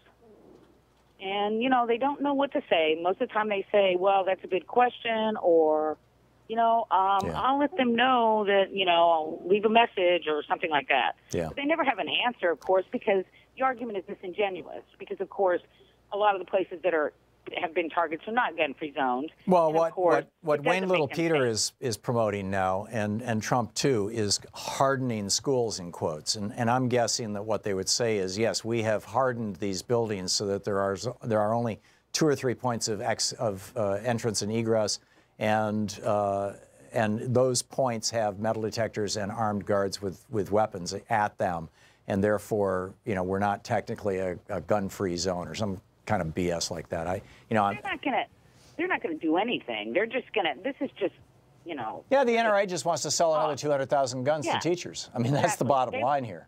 They want us to be afraid, and whatever keeps us afraid, whether it's just the massacres. It's just ironic that that woman from the NRA was talking about how the media loves these massacres because the people that love the massacres are the NRA because they sell more guns.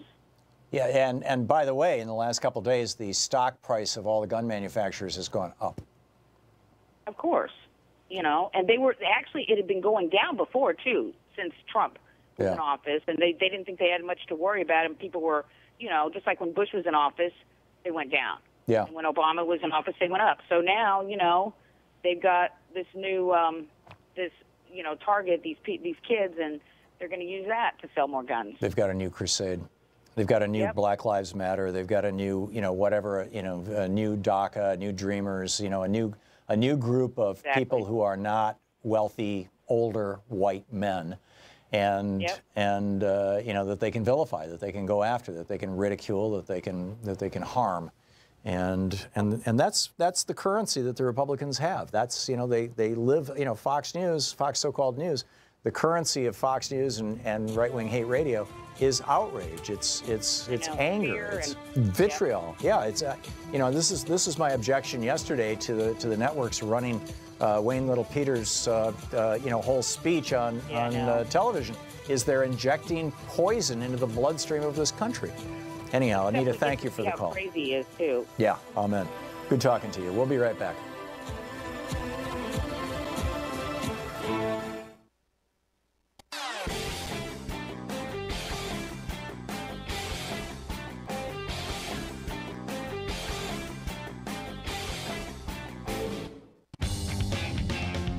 Welcome back. Thom Hartmann here with you, and Carol in Fort Walton Beach, Florida, listening on WTLN. Hey, Carol, what's on your mind today? Hi, Tom. Thanks for taking my call. My pleasure.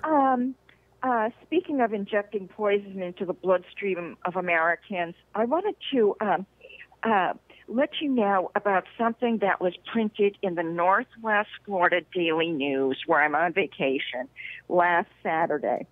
And it's a picture with some wording that's about 4 inches wide by about 2.5 inches high.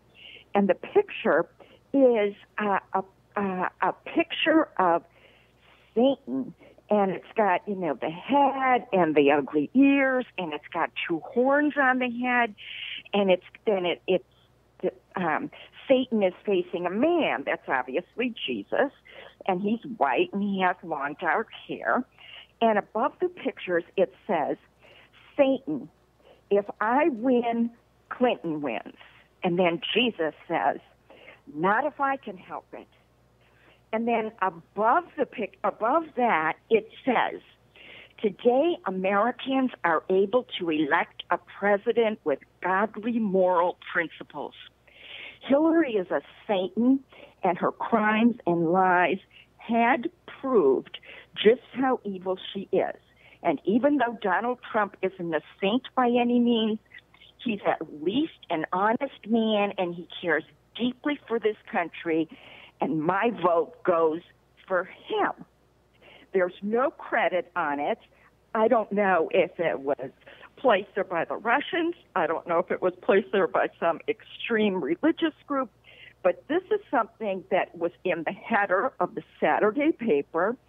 And without comment or attribution? I mean, the paper just published it? Yes. That's bizarre. It's totally bizarre. It's been bothering me all week. And this is the type of thing that is working on people's minds. Yeah. This is a newspaper that, in Fort Walton Beach, there's 30,000 people. Plus, there's a huge military presence. Eglin Air Force Base is here, largest military base in the world. This is going out to all these people, and people are vulnerable around the religion. Sure. And this is the conflict between church and state. And I've just been completely blown away with it, and I'd be interested in your comment on it. And I also want to say that last year, after the election, I participated in the Women's March in Portland, Maine. And I'm proud to say that we had 12,000 people on a January day up there protesting. That's great. Down here in Pensacola, there was a women's march. So I went over on the day, and there was what I would say a small gathering. I would say there were about 300 people there. And they were so excited because they had about doubled their participation from last year. I had a Medicaid for All sign that was professionally made that I had used up in Portland. And I was carrying that, and I was chosen by some reporters. I actually made the 6 o'clock news with my comments on Medicare for All, but nobody else had a Medicare for All poster. Yeah. And I was thinking, gee, next year I'd love to take, a pink Planned Parenthood sign, but I don't think they're quite ready for it down here. This part of the country, it's such an awakening, Tom. The infancy of the organizing and people who are coming out to say, beginning to come out to say, this is not okay anymore. Yeah. The problem, Carol, is that the media in these parts of the country are completely owned by right-wingers. From all the radio stations to the TV stations to the newspapers. Yeah. It's basically, people are awash in right-wing propaganda and have been since the Reagan era. I'm telling you, this is terrifying, what is in the header of this daily newspaper. It very is concerning. It is very concerning, excuse me. Carol, I've got to move along to the next caller, but thank you for sharing that. And let us know if you find anything more about it, okay? If you find out its genesis. Will do. Okay, thank you, Carol. Thanks for the call. Okay. Thanks for the call, and thanks for listening to WTLN down there. Mark in Las Vegas. Hey, Mark, what's up? Hi, Tom. Hey, just briefly, a couple of things. I want to remind people that the Pulse nightclub shooting, one of the first people who was shot, as I recall, was an off-duty police officer who had a handgun out front of the club. Yep. The Navy Yard shooting, it was similar. There was an armed guard, one entry, one exit point. He was shot. Yep. And his gun was taken and used to kill other people. Yep. And also there was a great article in The Atlantic discussing the velocity of the rounds from AR-15s. They're fundamentally different and much more lethal to people. Right. The bullets travel 3 times faster than a normal bullet, and they're lighter than a normal bullet, so they tend to tumble and break and shatter inside the body and create amazing amounts of velocity damage. I don't know what the word, cavitation, I think was the word that they used in the article. I read it. Yeah, it's a brilliant article by an ER doc who treated kids from Parkland. Right, and I just want to mention as well that in regards to that, when they talk about, well, how are you going to ban these variations on these weapons, ban the high-velocity rounds and the ability to have high-velocity weapons of any kind, for starters. Yeah. Go at it from that standpoint. And the easy frame to wrap that all around, to wrap that in, is weapons of war.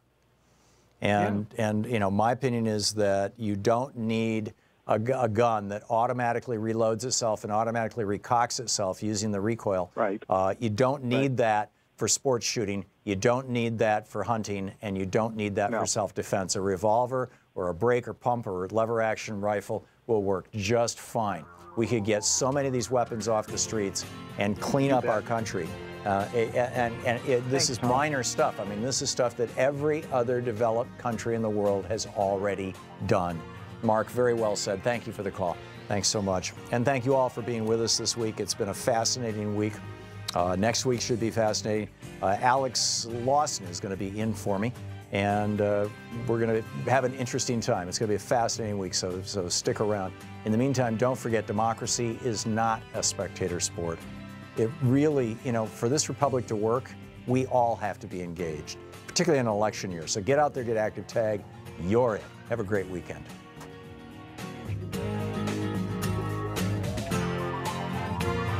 You've been listening to Thom Hartmann. For audio and video archives, visit thomhartmann.com.